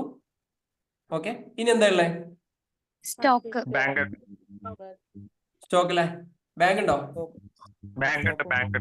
നമുക്ക് തൽക്കാലം ഒരു HDFC ബാങ്ക് ആക്കി കൊടുക്കാം, നമുക്ക് മനസ്സിലാൻ വേണ്ടിയിട്ട്. ഓക്കെ, ബാങ്കിന്റെ അണ്ടർ സ്വാഭാവികമായിട്ടും ബാങ്കാണ്. ബാങ്കിന്റെ ഉള്ളിലേക്ക് പോയി കഴിഞ്ഞാൽ അതൊരു അസറ്റ് ആയിട്ടായിരിക്കും പിന്നീട് കാണാൻ പറ്റുക. യഥാർത്ഥത്തിൽ ഇവിടെ ഇനി അസറ്റ് എന്ന് കൊടുത്താൽ തെറ്റൊന്നുമില്ല, പ്രോബ്ലം തെറ്റില്ല കേട്ടോ. ബാങ്ക് എന്ന് പറഞ്ഞാൽ അസറ്റ് തന്നെയാണ്. പക്ഷെ നമുക്ക് ഐഡന്റിഫൈ ചെയ്യാനും ബാങ്കിൽ എപ്പോഴും ട്രാക്ക് ചെയ്യാനും ഇതാണ് നല്ലത്. ആ ബാങ്ക് കൊടുക്കുന്ന സമയത്ത് ബാങ്കിന്റെ ഇത് ഡീറ്റെയിൽസ് ഒക്കെ കൃത്യമായിട്ട് കൊടുത്തോളി. കൊടുത്തു കഴിഞ്ഞാൽ നമുക്ക് എന്താ പറയാ, ഒരാൾ നമ്മുടെ ബാങ്കിന്റെ ചെക്കിന്റെ ഡീറ്റെയിൽസോ അല്ലെങ്കിൽ ബാങ്കിന്റെ ഡീറ്റെയിൽസോ എന്നൊക്കെ പോകുന്ന സമയത്ത് നമ്മൾ ഒരുപാട് പേപ്പർ മറച്ചു വെക്കേണ്ട ആവശ്യമില്ല. ഇവിടെ കൊടുത്തു കഴിഞ്ഞാൽ ഇത് നേരെ പ്രിന്റ് എടുത്ത് കഴിഞ്ഞാൽ കൃത്യമായിട്ട് ബാങ്കിന്റെ ഡീറ്റെയിൽസ് അവിടെ വരും. ഓക്കെ, ഇനി എത്രയായിരുന്നു ബാങ്കില്? 10 lakh. ഞാൻ എല്ലാം ഓപ്പണിംഗ് ബാലൻസ് കൊടുത്ത് ചെയ്യുന്ന കാണിക്കുന്നത്. ഇനി എൻ്റർ ചെയ്യാനും മറ്റു രീതിയിൽ നമുക്ക് പഠിക്കാം. 10 lakh. ഓക്കെ, ആ സംഭവം കാണിച്ചു. ഇനി എന്താ ഉള്ളത്? സ്റ്റോക്ക് ചെയ്തിട്ടില്ല സർ. സ്റ്റോക്ക് ഞാൻ നേരത്തെ ഇൻവെന്ററി സ്റ്റോക്കിന്റെ കാര്യങ്ങൾ ഓപ്പൺ ആക്കാത്തതുകൊണ്ട് ഞാൻ ഇപ്പോൾ തൽക്കാലികം ഒരു ലെഡ്ജർ ആക്കി കയറ്റിയാണ്, സ്റ്റോക്ക് ഇൻ ഹാൻഡ് എന്ന് പറഞ്ഞിട്ട്. ഇവിടെ നമുക്ക് ഒരു ലെഡ്ജർ സ്റ്റോക്ക് ഇൻ ഹാൻഡ് എന്ന് തന്നെ കൊടുക്കാം. അതിന് എത്ര ബാലൻസ്? 40 lakh. 40 ലക്ഷം ആണോ? ആയില്ലേ? ഓക്കെ, ഇതാണ് നമ്മളിപ്പം മൊത്തത്തിൽ നേരത്തെ കണ്ട അക്കൗണ്ട്സിനെ ഈ രീതിയിൽ നമ്മൾ നേരത്തെ കണ്ട അക്കൗണ്ട്സിനെ ഈ രീതിയിലേക്ക് മാറ്റി കഴിഞ്ഞാൽ നമുക്ക് ഇങ്ങനെയാണ് കിട്ടുക. അതായത് നമ്മളിപ്പോൾ എന്താ ചെയ്തതെന്ന് അറിയോ? സിമ്പിളായിട്ട് ഒന്നും എൻ്റർ ചെയ്തിട്ടില്ല, എല്ലാത്തിനെയും ഓപ്പണിംഗ് ബാലൻസ് മാത്രം ചെയ്തിട്ട് ഇത്രയും വലിയൊരു സംഖ്യയുള്ള കണക്കിനെ നമ്മളൊന്ന് ജസ്റ്റ് ഒന്ന് മിനിമൈസ് ചെയ്തെന്ന് മാത്രമേ ഉള്ളൂ.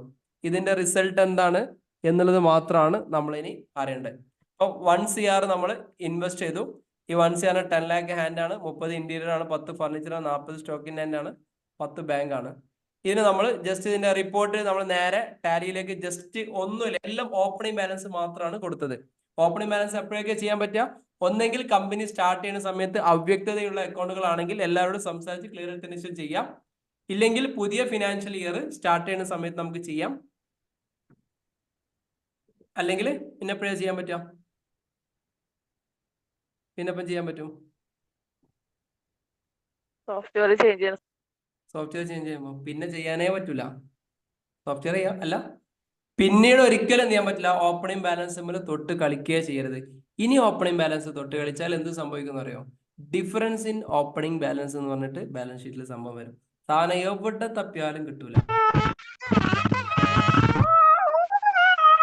ആവശ്യത്തിന് മൈക്ക് മ്യൂട്ട് ചെയ്യണേ.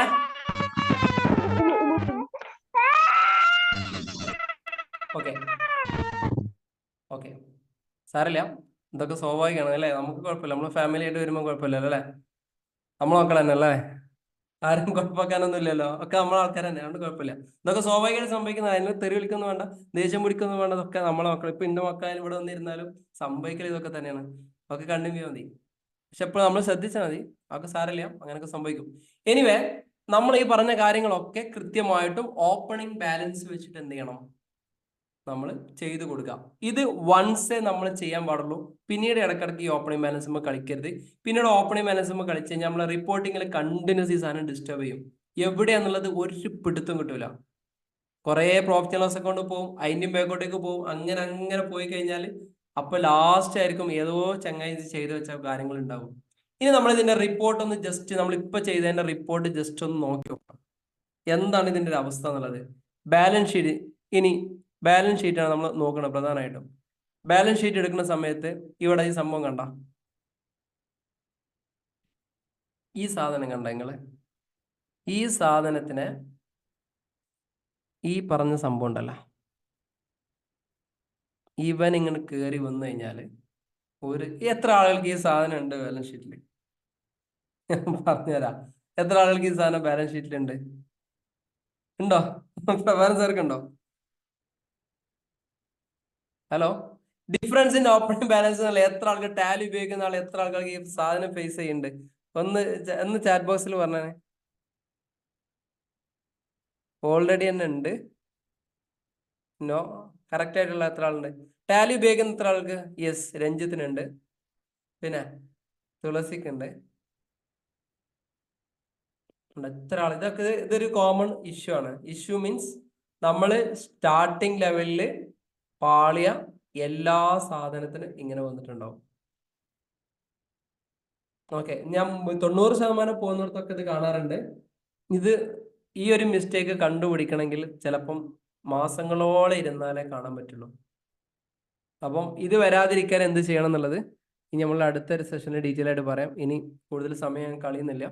എനിക്ക് 2-3 ചെറിയ പ്രോഗ്രാമുകളുണ്ട്. അപ്പോൾ ഏതായാലും ഇന്ന സെഷൻ ഓക്കെ അല്ലേ?